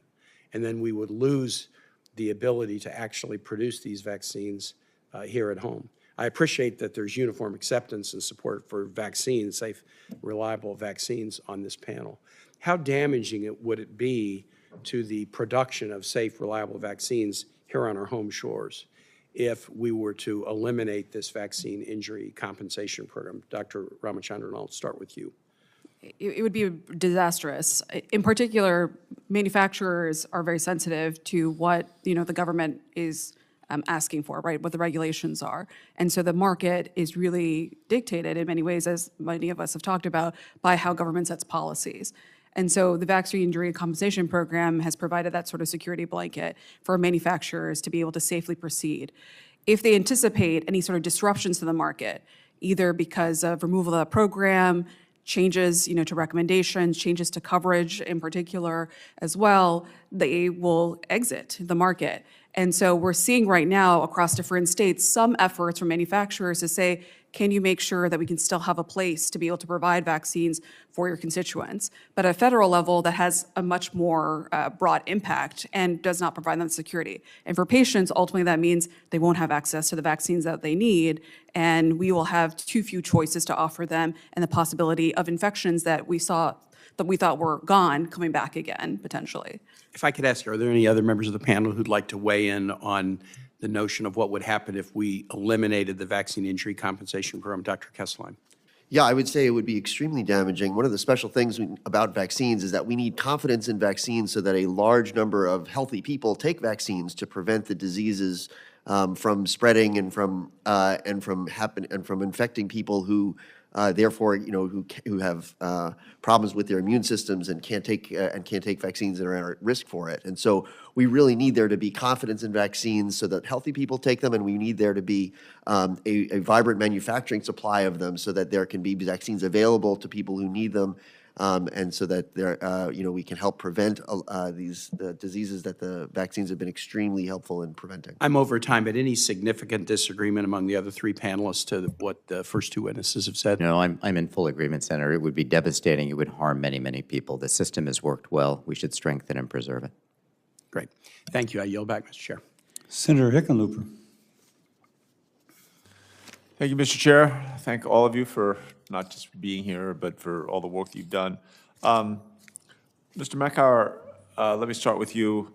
In your testimony, you identify several recommendations which you believe would help continue American leadership and dominance in biotech. Your testimony highlights the need for the FDA to fully leverage predetermined change control plan policy that was enacted by Congress in 2022. I worked with Senator Braun on that. We need to make it easier, not harder, for medical devices to grow with the changing landscape of technology. So Dr. Makower, what specifically do you think is preventing this policy from being fully leveraged within the FDA? Thank you for the question. Thank you for the question. Specifically with respect to predetermined change control, we're really talking about medical devices where they're utilizing AI and other types of machine learning, where there's potential for change for the software subsequent to the initial review, but those things can be anticipated. This is only going to increase as we utilize these technologies. And really, AI is an enabling technology to allow for better access to healthcare at lower cost for Americans. So it's very important for us to find ways of using predetermined change control and other means to allow for AI to play a bigger role in healthcare. Great, I appreciate that. Dr. Kesselheim, in your testimony, you discussed the importance of breakthrough drugs being available to patients at fair prices, especially for those drugs which benefit from government investment in their development. The Medicare Drug Pricing Negotiation Program, which was passed in the Inflation Reduction Act, is an important part of getting, treatments to patients at a fair price. Your testimony noted the negotiations resulted in discounts of 38 to almost 80%. This is a huge drop. It's a reflection of how much we've been overpaying relative to what the rest of the world is paying. When we were trying to pass that bill, we heard horror stories from the industry about how the negotiation would kill the ability of pharmaceutical companies to develop new drugs and continue their research and find the capital for that research. Can you explain how the negotiation is working and the impact it is having or not having on the ability for pharmaceutical companies to continue their research? Sure. I think that in the first year, the negotiation process seemed to work very well, and as you said, achieved meaningful reductions in prices that, by the way, even those reductions in prices are not as low as the prices for those brand name drugs in other countries. So you don't get everything. Yeah, there is still room to move in terms of the negotiation, and we'll see how the second year goes. But I would also say that none of those dire warnings have come to fruition yet. I think by virtue of any measure that you look at of innovation, number of mergers and acquisitions in the last couple of years, amount of venture capital investment, even the things that the companies are saying to their investors at investor meetings, everybody seems to say that innovation, there have been no changes in the innovation as a result of the Inflation Reduction Act, and in fact, investments have increased in those first few years afterwards. But I think it's becoming a bipartisan issue. I think that there's a general recognition now that it's not Biden's plan or it's not Trump's plan, it's our plan going forward. Mr. Crowley, obviously robust funding for the National Institutes of Health has helped drive innovation in terms of biomedical innovation. The first 2 shingles vaccines were developed in Colorado, which we're very proud about. Doctors studying Parkinson's at CU Anschutz were the first to use neuropixels, these special implants in the brain, to obtain data on how brain functions. The president's budget requests, the budget's request puts all that future at risk. There's a 40% cut in the research funding. Mr. Crowley, how would you describe the scientific risks of imposing a cut of this magnitude, and how can we make sure that we're maintaining our country's leadership and dominance in this area? Yeah, again, Senator, we think the NIH plays an incredibly important foundational role in basic research and development, and something we should continue to fund and support. So that's something our industry broadly supports. And again, when we do that at the NIH, it encourages then the university research. It promotes research for startup biotech companies where, again, more than half of all new medicines originate. So we've got to strengthen that part of the virtuous circle. Sequence of miracles. I yield back to the chair. I will defer to Senator Blunt Rochester. Thank you, Mr. Chairman. While I agree this is a vitally important topic, our U.S. biotechnology is critical. Even in the state of Delaware, this is a big focus for us. Delivering life-saving cures, that's the bottom line. I'm concerned that this moment is kind of overshadowing this really critical conversation that we're having here. Right now, as I sat here, I saw that the window shopping period for healthcare.gov has opened up, and families right now are opening this website and seeing sticker shock for so many of them. I was literally, I'm sorry, I missed some of your testimony because I was on the phone with people in my state, whether they are from community centers, whether they are government officials. Our food bank is coming in later. One of our community centers said they literally ran out of food yesterday, and this is before we make choices with what happens with the SNAP program, things that make us healthy, eating good, healthy food. And so To the witnesses, I thank you for your testimony.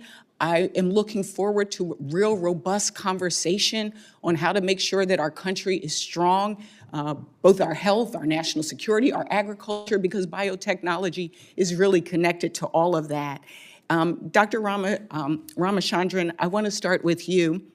With the president just leaving China, I think it's important to highlight that China is closing the innovation gap by strategically investing in biotechnology.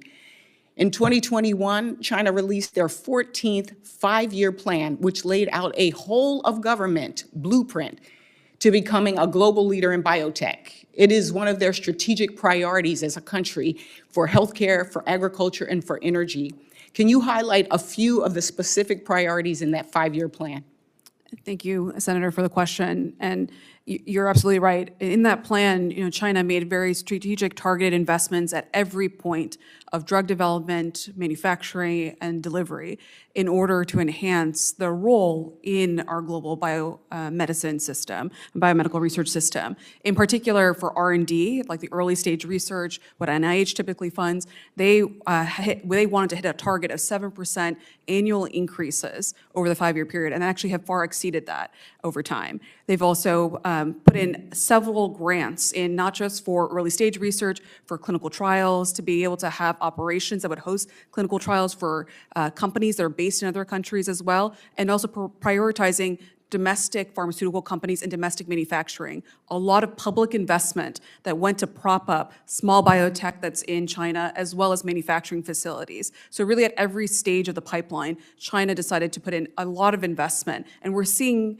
returns from that. They're obviously now a key player in terms of medicines that we have here. About a third of medicines that are new in the United States come from China, at least the products. And on top of that, generic medicines, obviously, several of them come from China as well.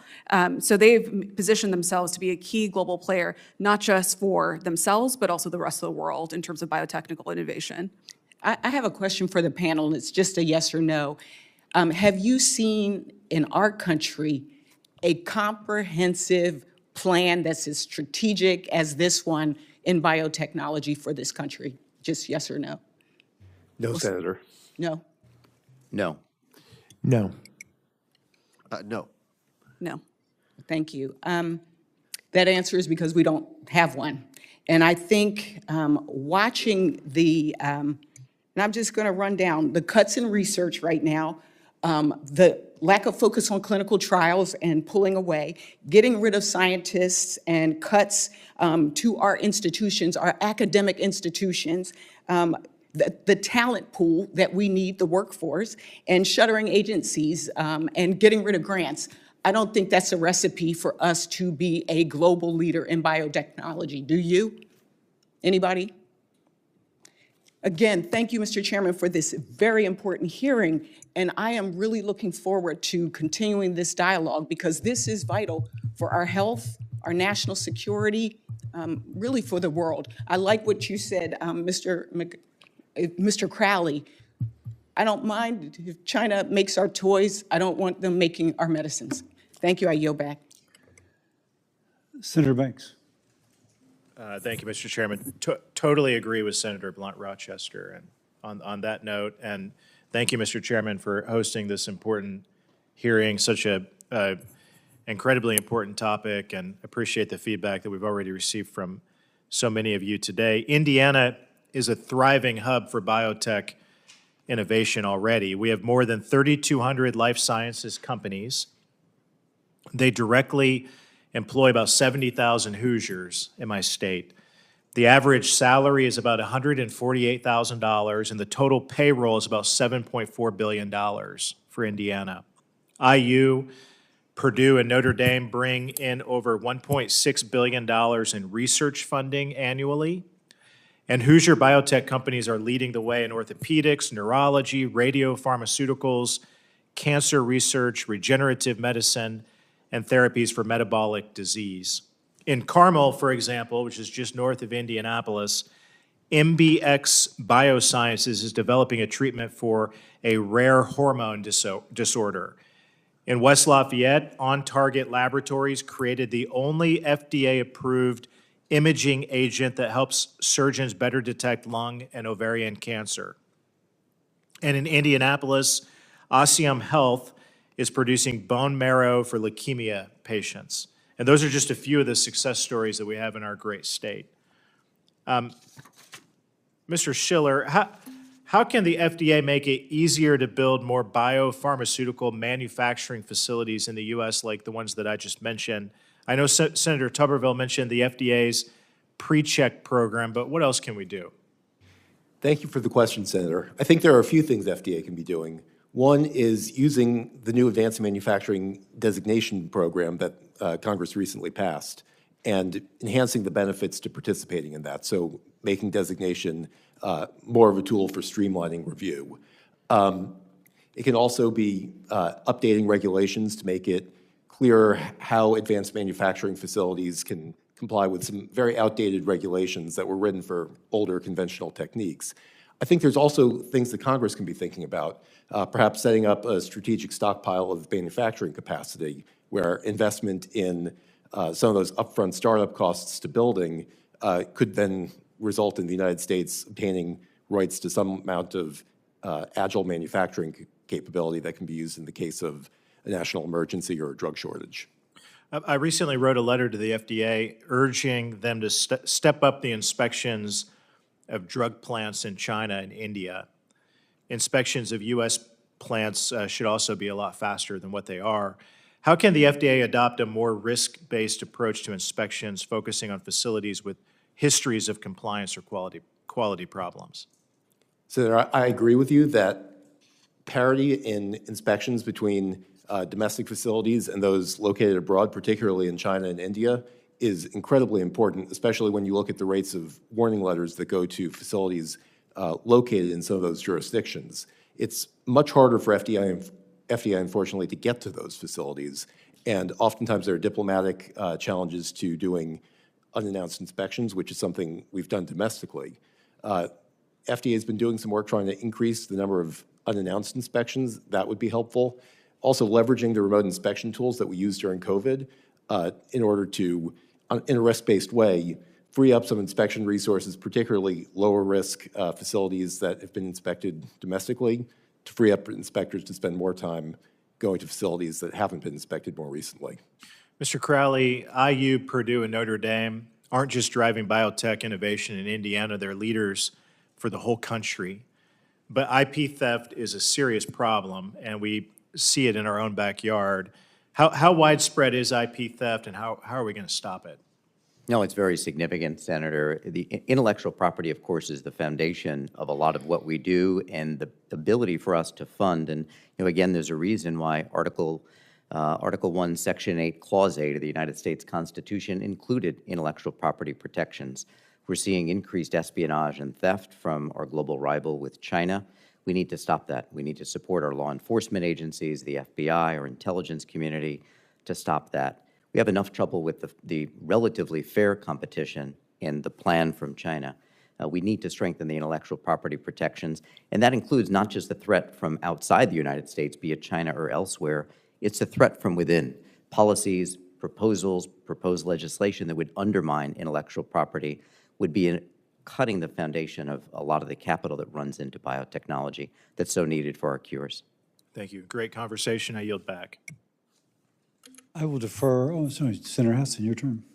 Thank you, Mr. Chair. I appreciate that very much. I appreciate this hearing and our witnesses. I'll associate myself with Senator Baldwin's and Blunt Rochester's comments about the moment we're in and the opportunity to take action to make health insurance significantly more affordable for our constituents and make sure they get the care they need. Dr. Ramachandran, drug-resistant superbugs are on the rise across the world. Each year, tens of thousands of Americans die after being infected by superbug bacteria that have evolved and outsmarted the antibiotics that we've used for decades. In order to combat these superbugs, it's critical that we support the development of antibiotics that are truly new and different from our existing options. How can Congress target our investments to ensure that we're investing in antibiotics that will perform better than the status quo? Thank you, Senator, for that question. And this is very much tied to the current moment that we're in right now in terms of where we're supposed to be putting our dollars and also our resources to be able to address the global crisis of antimicrobial resistance that is also hitting our shores here. In particular, the big sort of roadblock that we're seeing is actually finding novel compounds, novel treatments to treat drug-resistant infections. Most of the new antibiotics that have come through the pipeline and have been approved by the FDA are usually different sort of versions of existing antibiotics, which means that resistance will happen faster amongst patients that have drug-resistant infections. And this is a problem because we're just not seeing new options really coming onto the market. And that's oftentimes because of a lack of drug discovery investment from the federal government and the need for not just NIH funding, but also CDC funding to do that surveillance to identify drug-resistant infections in the first place so that we can be able to do that early stage research to find new compounds to address the crisis that we're seeing. Thank you. So more investment and more CDC action and surveillance. Okay. Dr. Kesselheim, biosimilar drugs are generic versions of complex medications such as cancer drugs and drugs to treat autoimmune diseases. When a biosimilar drug enters the market, it's often half the price of the comparable brand name drug. However, brand name drug makers often block these low-cost alternatives from getting to patients by filing for dozens of frivolous patents, and by doing so, they force patients to continue to pay their high prices. What policy changes can Congress consider in order to get patients access to these lower-cost biosimilar drugs more quickly?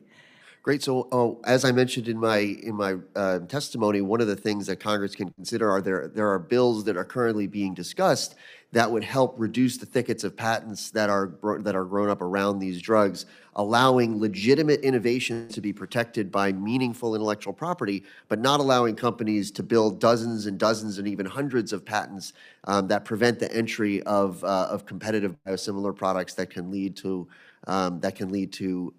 competition and lower prices. And then I would add to that, once a biosimilar drug is approved, then there needs to be efforts to try to ensure that patients are prescribed that medication, and that it can be and that when the science supports it, and it seems like the science is supporting it, that it can be made interchangeable with the original biologic product so that it can be automatically substituted at the pharmacy level. Those kinds of steps, I think, can help those lower cost, helpful biosimilar products make impact in patients' lives. Thank you. Mr. Crowley, advances in genetic screening and the production of synthetic DNA have the potential to cure deadly diseases and make Americans healthier. However, there are also serious risks. If these technologies end up in the wrong hands, they could be misused to produce dangerous pathogens or targeted bioweapons. What actions are your members taking to ensure that cutting-edge American technologies don't end up in the hands of bad actors or foreign adversaries like China? Yes, and I appreciate and share that concern, Senator, particularly as a former intelligence officer in the United States. This is a great threat as well. A lot of it is the unknown. So I think a good part of this, and this is part of our trade association's responsibility, is to educate. You know, the only difference between doing good and doing incredibly wrong or evil with biotechnology is intent and purpose. So I think much of this lies on a lot of the self-policing, the education, the awareness, together with, you know, all the different ways in which our government can protect losing any of this technology to any foreign competitor, foreign rival. Right. And part of it, it seems to me, too, is helping and working collaboratively with all of you to figure out what kind of guidelines and standards you already follow to try to prevent the misuse of your technology moving forward. And we'd love to kind of touch base with you about that and see what kind of standards might be applicable. Thank you. Absolutely. Thank you. Hey, thank you all for being here. I get to ask questions last. It's, I guess, polite, but it's actually selfish. Now I get to go as long as I want. Dr. Kesselheim, you said that investment has not fallen in biotech, and I think it was in relation to a question about the impact of the IRA. Did I understand that correctly? Yeah, I said in relation to the IRA, there have been... let me ask. Yeah. Now, what about, because I hear from Biotech, I'm going to have Mr. Crowley respond in just a second, that that much of this offshoring to China has had a very negative impact upon biotech and investment in biotech. Would you include that in your statement that there's not been a decrease? Well, I think it's very important to try to promote biotechnology development and manufacturing in the U.S. The question that I answered was related to the IRA and the Now, effect can you the IRA had. differentiate the IRA from the impact of offshoring to China? Right. So my response was related to the impact of the IRA, not related to Have you seen a decrease in investment related to the offshoring of activity to China? I think, as I said, I think that we have seen a movement in offshoring of companies' investment in manufacturing to China, and that's why I think that there need to be efforts to try to move that kind of manufacturing back to the U.S. Mr. Crowley, can you actually tell it, and how do you parse it? How can you parse the impact of the IRA? And I'm asking totally, I don't know the answer here.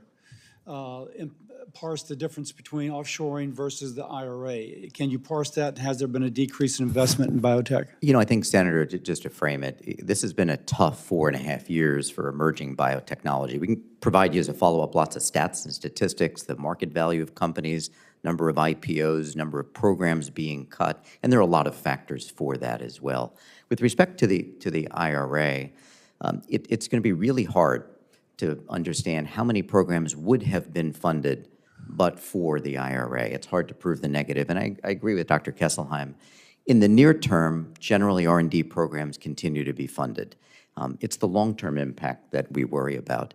I think the important fix, though, to the IRA, and what we're clearly seeing, and you could talk to any venture investor, private market investor, companies, large companies, as they look at their portfolio, is a shift away from small molecules to small molecules to large molecules because of the 9 versus 13 Has there been a shift in that investment? disparity. Can you see a discernible shift? Could Kesselheim say, oh my gosh, here, right now, I see there's been money moving towards the longer duration versus the shorter duration research? I think it's more the research funding, particularly in the early stage, Senator, moving more toward large molecules away from small molecules and not following the science, particularly when small molecules are so important. You know, they cross the blood-brain barrier, as you know. They are the drugs most likely I'm going to to pause you for a generic. second just because I got like a lot of questions, and even though I got a lot of time, I'm still going to go. Mr. Schiller, you talk about domestic manufacturing. There was a generic drug plant in Shreveport recently closed, Dr. Reddy's, went back to India, left all their equipment. And the labor cost and whatever in the United States, they just cheaper to make it there and to ship it here. And I asked about robotics. And they said, well, you can do robotics, but that, and you mentioned this, the upfront cost to invest in robotics is so much that still you're better off going to India. That's what I was told. Is that true? Because you're advocating a reshoring of manufacturing, but is the cost of generics so little that even if we put in advanced manufacturing, we'll always be at a competitive disadvantage? I do believe that is a problem, Senator, that the margins on many generic products have gotten so low that it's not profitable to manufacture many of them in the United States. And if you have some amount of upfront investment in advanced manufacturing facilities where the unit cost does go down, that can help. But finding the capital to invest upfront. But if you found the capital to invest, would it level out over end if you amortize the investment over 20 years? I mean, has anybody put, finger to keyboard to put it in a spreadsheet to see if that works out? Part of the problem is that the capital isn't sitting in an account to invest upfront to then amortize. Dr. Makower, you're the one who kind of told me about this post-FDA marketing being a problem. Now, I talked to CMS regarding another aspect of this, and they told me that the FDA, and I think you said, it's not in front of me, but like 9 to 7 years between FDA approval and actually getting insurance coverage? 5.7 years. 5.7? That FDA uses a safe and effective standard, and CMS uses a reasonable and necessary standard, which is not, they kind of overlap, if you will. They're not entirely. Is that what the holdup is? That's part of it. I think one of the complications is that reasonable and necessary has not really been defined. Whereas in a lot of FDA studies, safety and efficacy is agreed on and negotiated in the whatever trial or design, and it is the study's either met or not. It's really unclear how reasonable and necessary is fundamentally determined.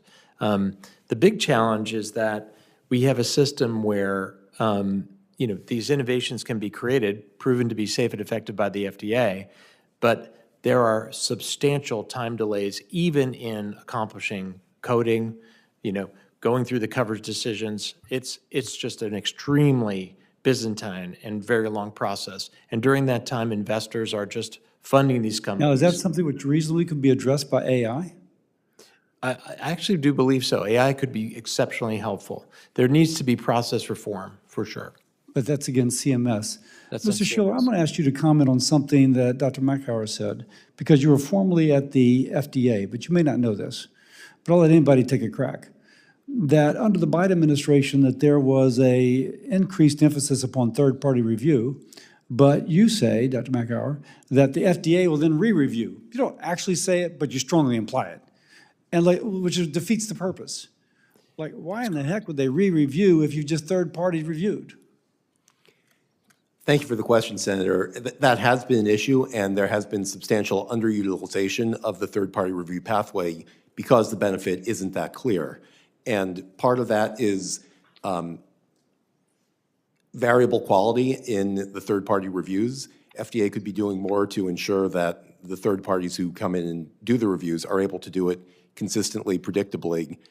When there is inconsistency in those reviews, it also diminishes the incentive to do that third-party review. If, as a manufacturer, you can expect an easier process with the FDA rather than that third party. So then if it's the third-party review is inconsistent, there should be some sort of quality control on third-party reviewers, and you get rid of the people who are lousy and you keep the people who are good, huh?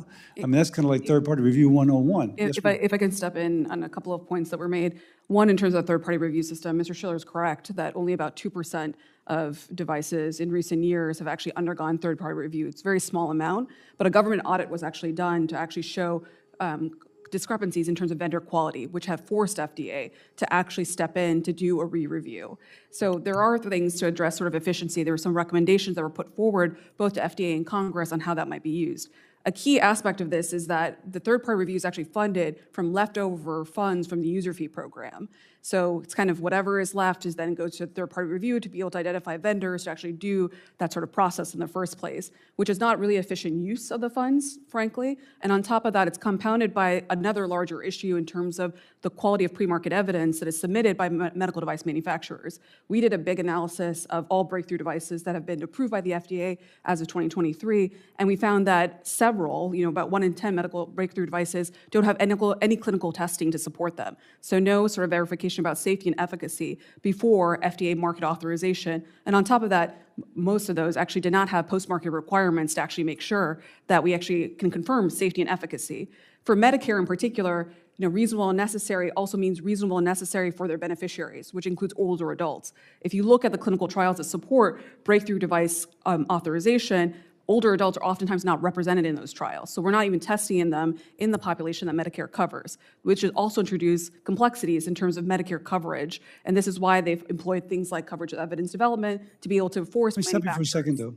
I was trained as a gastroenterologist, so you're going to follow this in a couple different ways. First, it seems like sometimes what you're saying, like it has to be proven for people over 65 as being a little anal. And I say that because if you're looking at whether or not something detects polyps in cancer, if it detects a polyp and a cancer in someone who's 55, it's going to detect it in someone who's 65. There's nothing fundamentally different between cancer shedding whatever it sheds in someone of a different age. That's correct, and I can grant you that. And this is why we have FDA authorization, but that also is predicated on the fact that FDA then has the evidence, right, clinical testing that actually shows that sort of effect. So, Dr. Makower, we're hearing a defense of the FDA's process, and your testimony was actually calling for a reform, but that there's not adequate pre-market, there's not to prescribe post-market, which the FDA should prescribe it. Any other comments upon all that? Well, I think that the legislation that's in front of Congress actually calls for accelerated coverage and concomitant studies that allow for these questions to be answered in that time frame. I agree with you that very often the there's no difference between the studied population that was necessary for pre-market authorization and what the results would be in an older population. But it's certainly reasonable to look at that, and that's called for in the legislation that's in front of Congress now. I could keep going, but they've called votes. I really appreciate y'all being here. We'll submit some questions for the record. Senator Mark Wayne Mullen, who could not be here, has a question for the record that we'll send to you, Mr. Crowley. You've been very helpful, though, and I look forward to, if any of you have continued input, please feel free to continue to give. For any senator wishing to ask additional questions for the records will be due at 5 p.m. Thursday, November 13th. Thank you again for being here.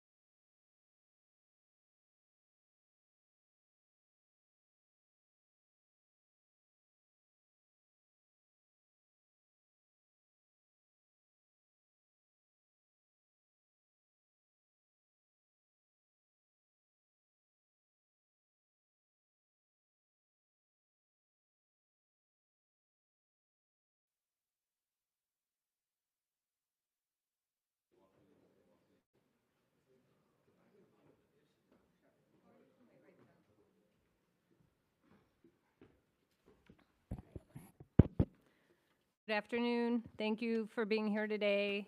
We're excited to make a big announcement on lowering drug prices for Americans. I now welcome HHS Secretary Robert F. Kennedy, Jr. Thank you, Stephanie.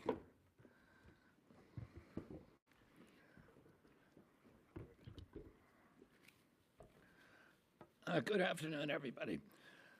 Across our country, millions of Americans struggle to afford essential medicines. Families are rationing prescriptions, seniors are skipping doses, and parents are facing heartbreaking choices between paying for medication or putting food on their tables.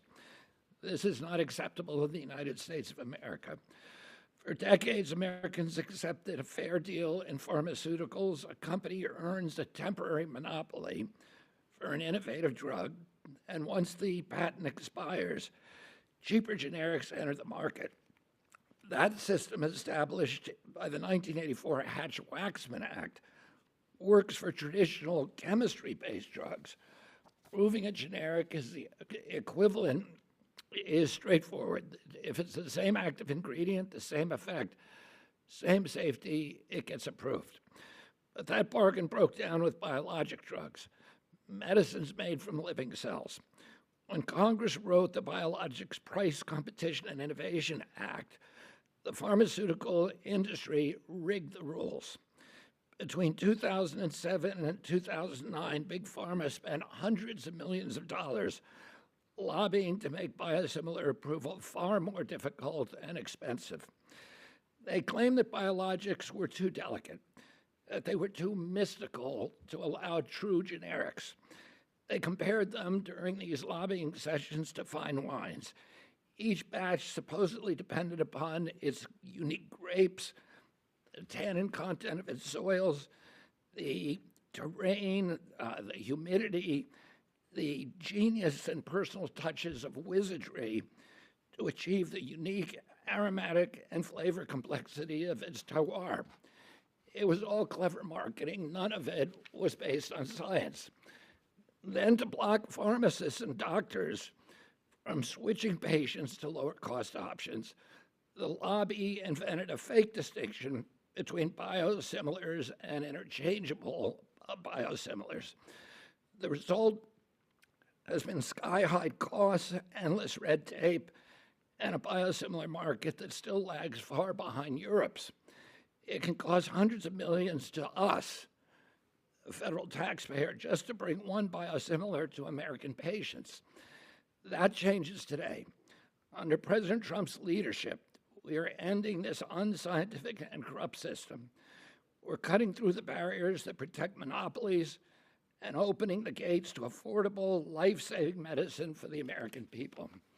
One of the biggest drivers of these crushing costs is the price of prescription drugs, of course, and especially biologic drugs.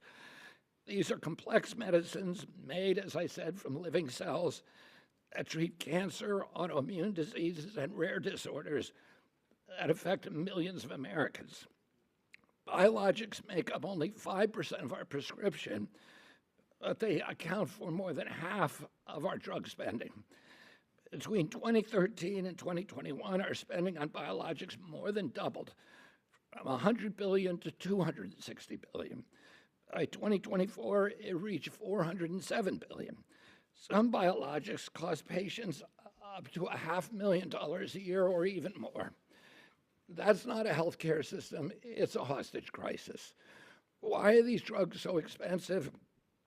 Because for too long, government bureaucracy and regulatory barriers have protected monopolies and stifled competition.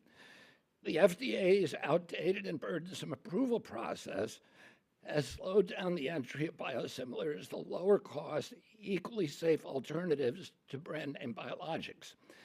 And even when biosimilars do get approved, current laws often prevent pharmacists or patients from substituting them for the patients who would benefit from a more affordable option. That all ends today. Today, the FDA is taking bold, decisive action to break down these barriers and open the markets for real competition. The agency will release new draft guidance for companies developing biosimilars, guidance that reflects modern science and common sense. Under this new framework, companies may not always need to conduct large, expensive human trials when advanced testing can already prove that biosimilars work just as effectively and just as safely as the original drug.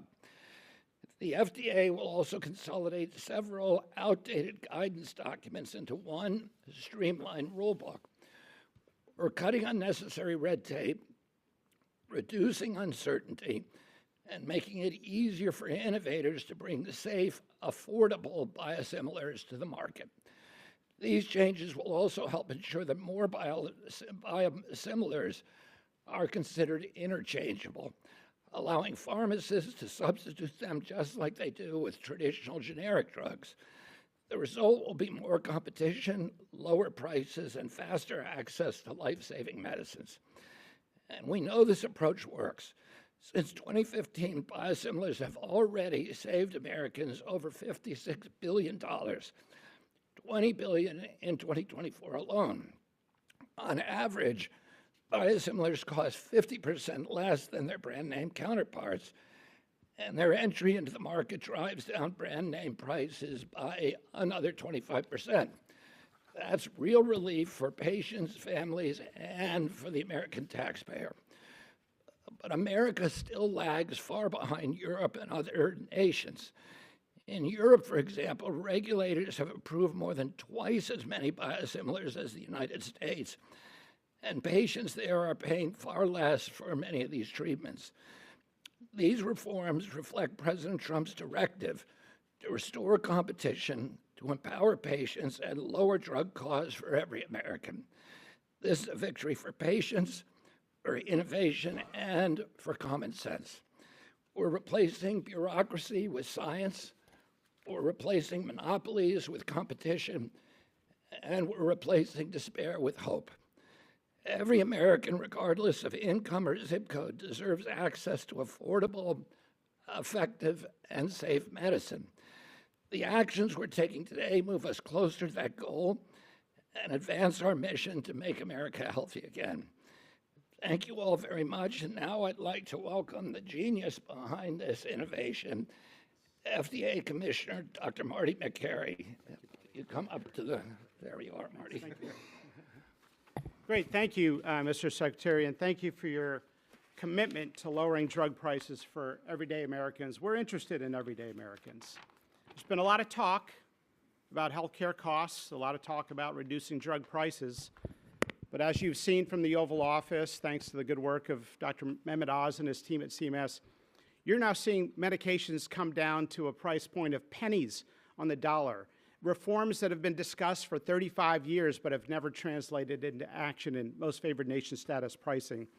I'm happy to contribute with our reform at the FDA to this incredible movement to lower drug prices, not by 1 or 2%, but significantly. If you haven't noticed, healthcare costs have gone way up since the promise of the Affordable Care Act to make the price of health insurance premiums more affordable, lowering them by $2,500. Within 7 years, they went up by $2,500, the opposite direction of the promise. The fastest growing area of healthcare spending in the United States is drug spending. And the fastest area of drug spending increases is with this new class of medicines called biologics.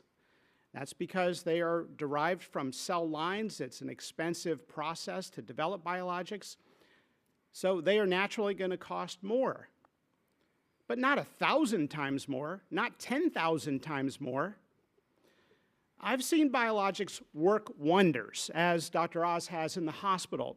Our patients, I've seen cancer patients get biologics with results almost visible during the treatment. It's worked wonders, amazing benefits for patients with autoimmune diseases, patients after transplant surgery, patients with all sorts of cancers, rare and common. Biologics are amazing, and the biologic drug makers are not bad guys, they're good guys. We are doing a lot to promote innovation with biologics, streamlining and modernizing the FDA, our new pilot to get decisions out in weeks, reducing animal testing requirements, which reduces R&D time and the time to come to market. But today, we are talking specifically about the price tag on biologics, up to $200,000, almost $250,000 for some. Who's got that kind of money? Now, some people might say, look, I'm not paying for it, my employer's paying for it. Or I'm not paying for it, Medicare pays for it. Well, guess where that money comes from? It comes from the everyday American worker. That comes from their paycheck. The money for these expensive biologics comes from their paycheck deduction for health insurance. It comes, if your employer's paying for part of your health insurance, guess where that money comes from? It comes from a pool of money allocated to wages and benefits. It comes from you, the American worker. When you get a paycheck, there's a deduction for a Medicare excise tax. All of that money is getting routed towards these expensive biologics. And look, we should be paying top dollar for top products. But this administration is interested in the 80% of Americans that live paycheck to paycheck. This administration has not forgotten, as we have in the academic ivory towers, at the panels on conferences, in the hollowed chambers of healthcare experts discussing healthcare reform, we have not forgotten that 50% of Americans have less than $500 of cash on hand. And when you have less than $500 of cash on hand and your car breaks down, or you get a bill, or you have a copay for a biologic, that can be catastrophic.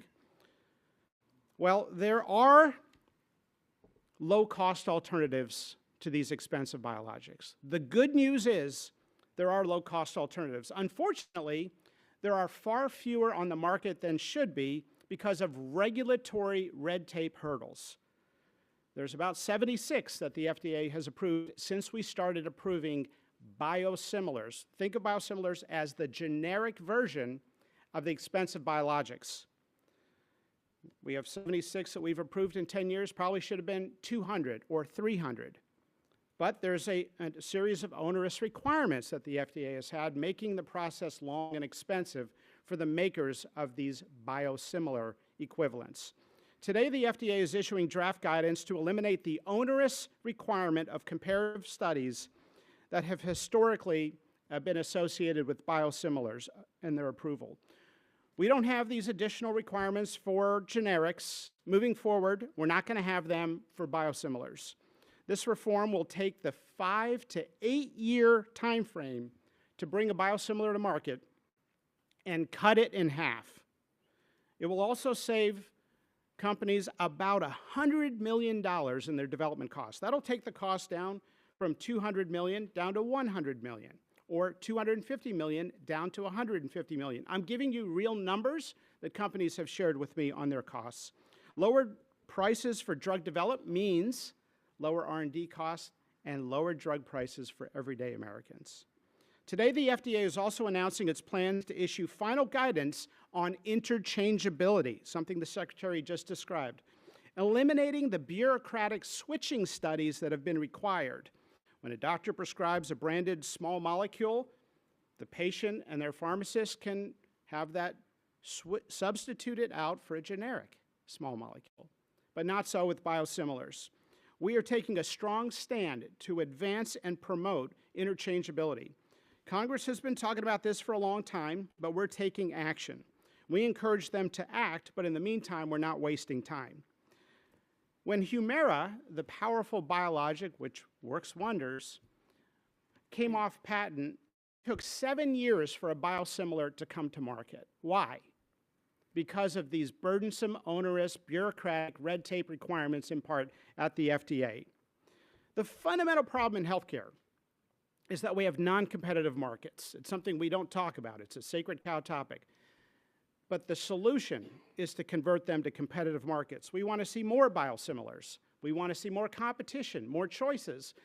When the first biosimilar came on the market, 7 years after Humira's patent expired, prices really didn't go down. Call it an applied collusion of prices. But it takes typically until 2 or 3 biosimilars come to market to see the prices really drop. That's why we need to reduce the hurdles and get more biosimilars on the market. Right now, we're not doing well. We walked into a mess. Of all the biologics, the expensive biologics that, again, are amazing, that are about to come off patent in the next 10 years, only 10% have a biosimilar in development. It should be 30% or 40% or more. These reforms have tremendous implications for everyone and every stakeholder in healthcare. I want to thank the staff at the FDA. They've been wanting to do this for a long time. People have been talking about it, and we're doing it. The implications are broad. This series of reforms has implications for community pharmacies, PBMs, hospitals, and Medicare and Medicaid. And so because of the enormous implications for Medicare and Medicaid and the billions of dollars in potential savings, I'm now going to introduce the smartest doctor I have ever met, Dr. Mehmet Oz. Mehmet, why don't you come up? Thanks. God bless you.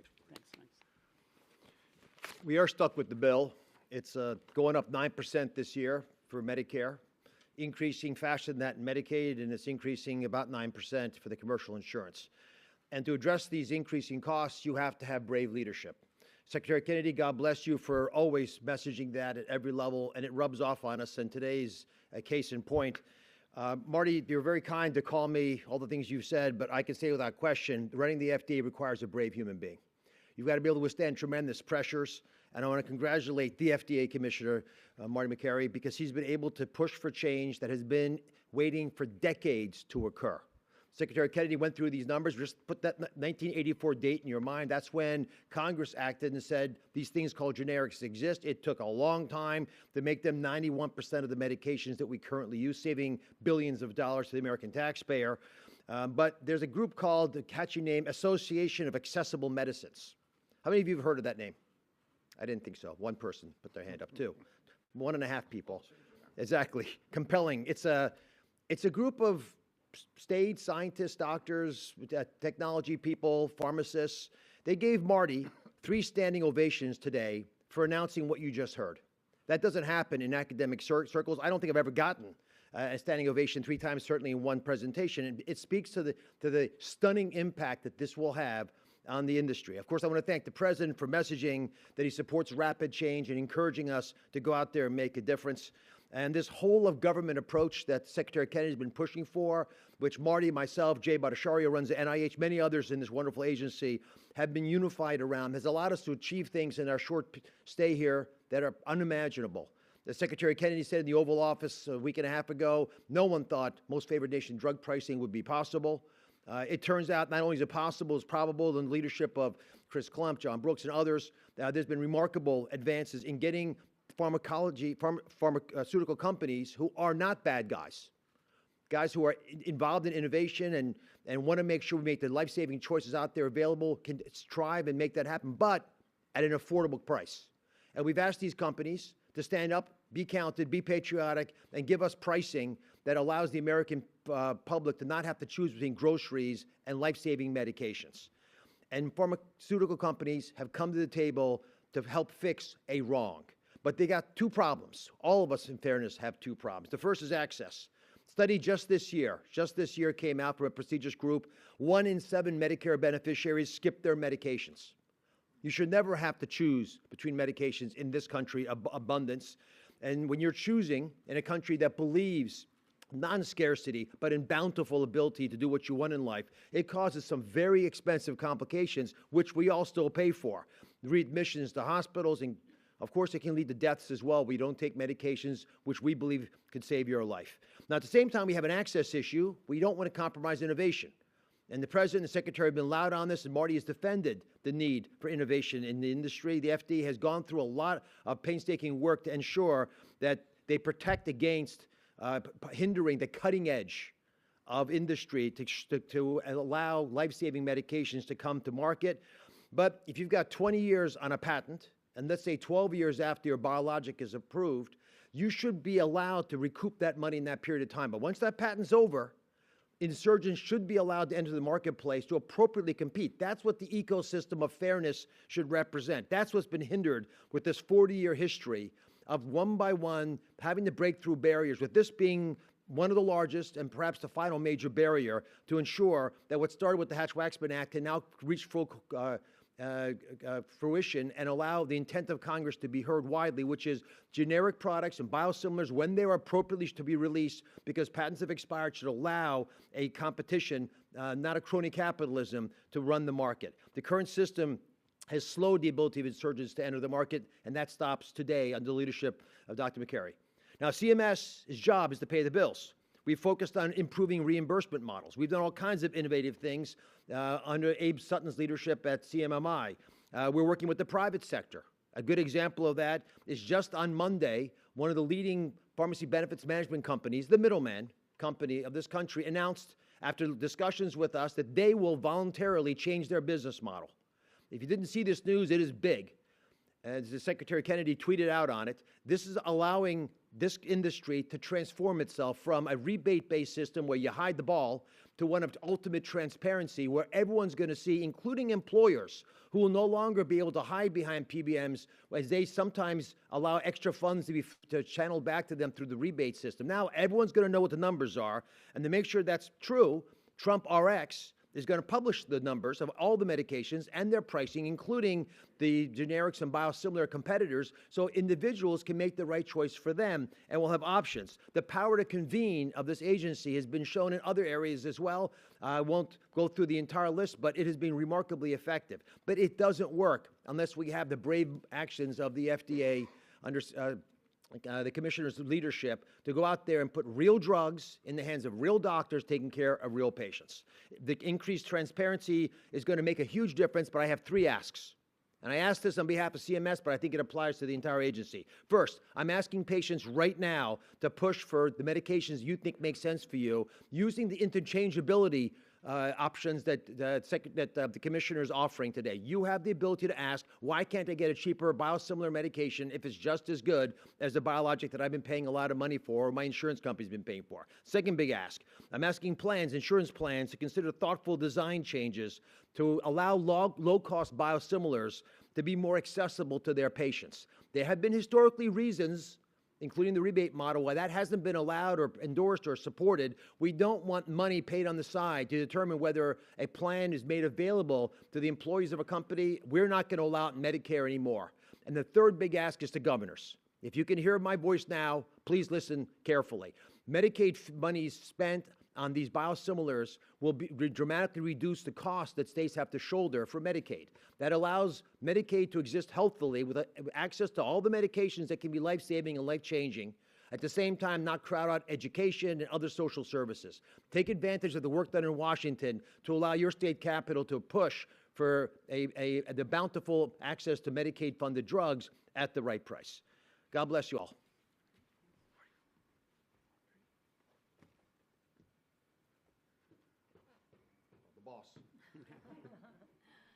All right, we'll take questions from the press. Please keep your questions to what we're here talking about today. And also, if you can give your outlet, first name and last name. Go ahead. Oh, thank you. Zach Brennan with Endpoints News. So you offered the example of Humira, where we now see 10 biosimilar competitors, some priced at more than 80% off, and yet AbbVie still controls the vast majority of the market. What are you going to do for specific cases like that, where we see an influx of biosimilars, and yet they're still not gaining traction on the market? And then on interchangeability, can you say anything? I know the FDA has already approved biosimilars and as interchangeable without running the switching studies. What is new that's coming out today? Yeah, first of all, there have been waivers of those switching studies that have been granted by the FDA. Now we're going to issue clear final guidance that those are not required. The uncertainty makes it difficult for drug developers. As you know, Zach, with capital markets, they want predictability. And so knowing that now they can invest in a biosimilars development and have a time frame of coming to market from being at the drawing board to actually coming to market of now 2.5 to 5 years instead of 5 to 8 years. And we think we can also shave off some of the time that it takes for the FDA to approve biosimilars. We've identified ways that we can streamline that process as we are with other drugs. So you're correct in that some of those waivers have been issued, so we are going to make it very clear now and offer clear guidance. With Humira, the Humira example that you described, let's be honest about what's going on sometimes. The branded biologic manufacturer is paying the PBM to make sure that biosimilars are not added to that formulary. We're calling for increased transparency. You can see we talk every day. We talk all the time. This is a top priority for Dr. Oz to increase transparency and to make biosimilars a priority. And so he's asking many of the stakeholder groups that he has access to take a look at biosimilars. That includes Medicare Advantage plans, it includes Medicaid plans, it includes Medicare Part B and D. Biosimilars are in both parts. So I think we're not going to sugarcoat things. We're going to be very honest about what we see in the marketplace, and I think you're identifying something that we need to call out. Now, you can come up with protectionist strategies that try to regulate bad behavior. We can do that. We can talk about the merits of that. Or we can create more intense competition and let the market forces do some of that. So when Humira had its biosimilar come out 7 years later, it should be about 2 years. Or if the biosimilar starts in development earlier, like it does in Europe, maybe 1 year or half a year. But when you have that gap, it allows a longer period of no competition. So we want to see more competition, and we want to see more innovation both.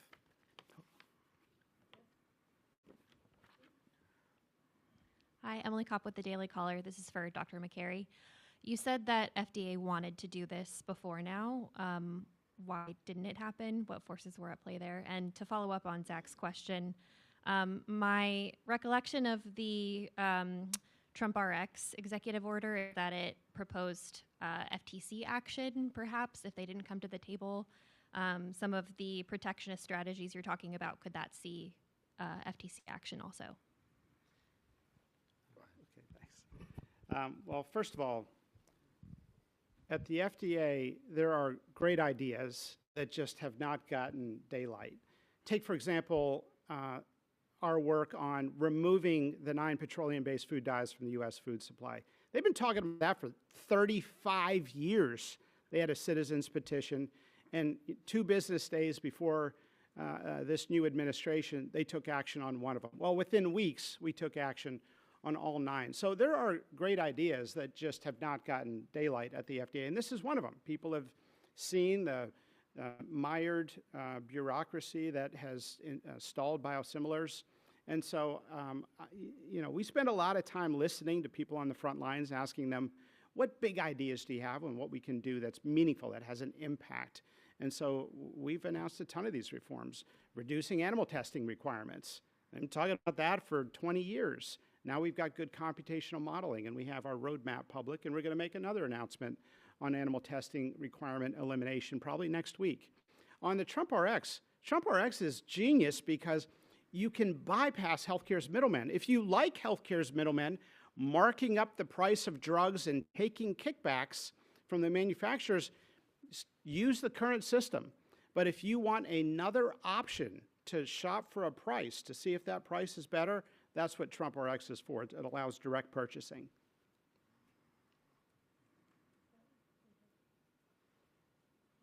Thanks. David Lim with Politico. I wanted to, you mentioned that this final guidance is coming soon. Can you put a timeline on that? And then secondly, I wanted to ask about the role of Congress. Interchangeability obviously is in statute.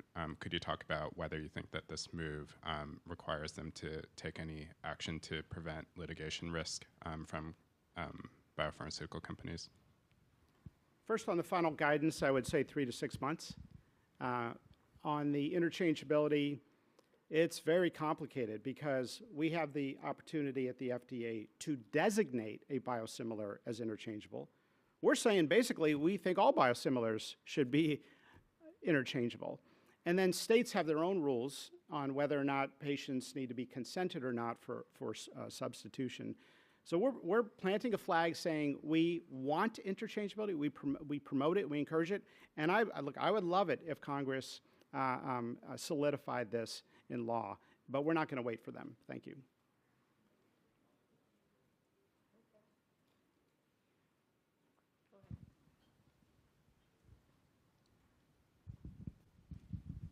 Hi, Paige Cunningham, Washington Post.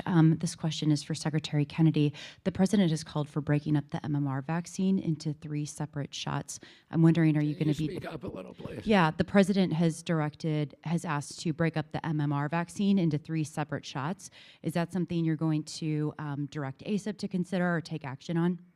We're looking at the feasibility of that now. Can you say anything more on that? Hi, Daniel Payne with STAT. You're saying here that Daniel Payne with STAT. You're saying here that you want to reduce the evidence that's required to get biosimilars in the market, but the administration has argued again and again that there isn't enough evidence for vaccines, which are biosimilars. Can you help me understand why more evidence is needed for some things and other things you want less evidence? So can you just repeat that? You said that. Can you speak up a little? Of course. In this announcement, you're saying that biosimilars, you want to reduce the evidence needed for them to come to market. But previously, the administration has said that vaccines and other biosimilars, there's not enough evidence for them to be on the market in the first place. You suggest that you need more evidence. Can you help explain the differential there? Well, with the long chain molecules like biosimilars, the brand drug has been thoroughly tested. It's been safety tested, it's been efficacy tested, it's been proven. What we're saying now, and we're going to implement the same procedure that is used for small molecule drugs. which is if the active ingredient works, if it's been proven safe, if it's been proven efficacious, then you ought to be able to get on the market right away, the same as small molecule. With vaccines, the issue is very different because none of the vaccines currently recommended for children, with one exception, the COVID vaccine, has ever been tested in pre-licensing trials for safety in a randomized placebo-controlled trial. So the starting point is very, very different with vaccines than it is for biologics.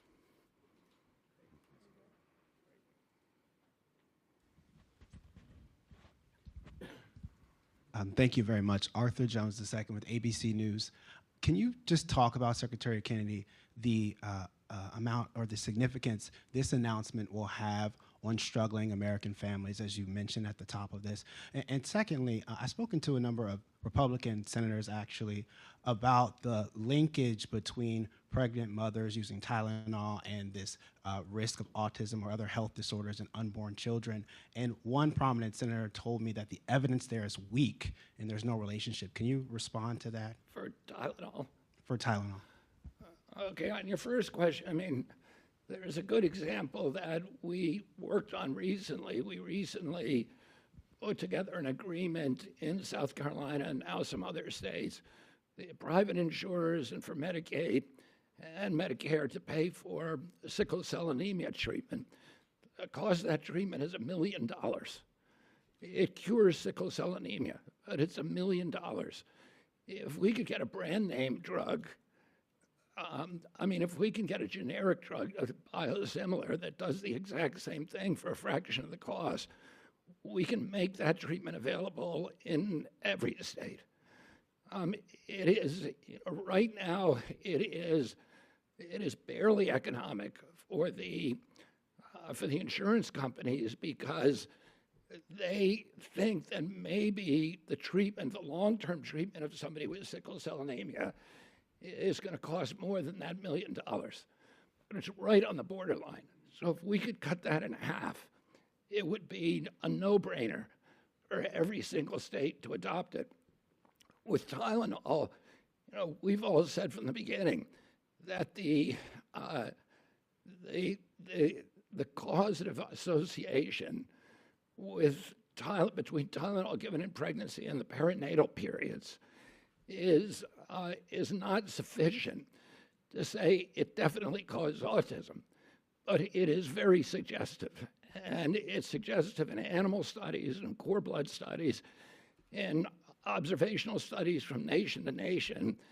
And so there should be a cautious approach to it. And that's why our message to patients, to mothers, to people who are pregnant, to the mothers of young children is consult your physician. And we have asked physicians to minimize the use to when it's absolutely necessary.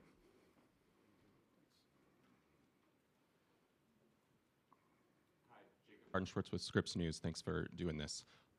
You mentioned at the top that you want medications to be affordable, effective, and safe for Americans. We're speaking today on the day that window shopping began in the Affordable Care Act program on those marketplaces, and that shows that unless those tax credits are extended, those subsidies, the average plan will increase for Americans by somewhere around 115%. Do you believe that Congress should extend those subsidies so that most Americans do not receive significant increases in their premiums? Where'd you get that 115% number from? Kaiser Family Foundation. They retracted that. That data was run inappropriately. They changed the messaging on it. Go back and look at the website. Here's the truth. The window shopping is already revealing that the average American is going to pay who's on the ACA between 100 and 400% of poverty level, is going to pay $50 total next year. It's going to be $13 more than this year.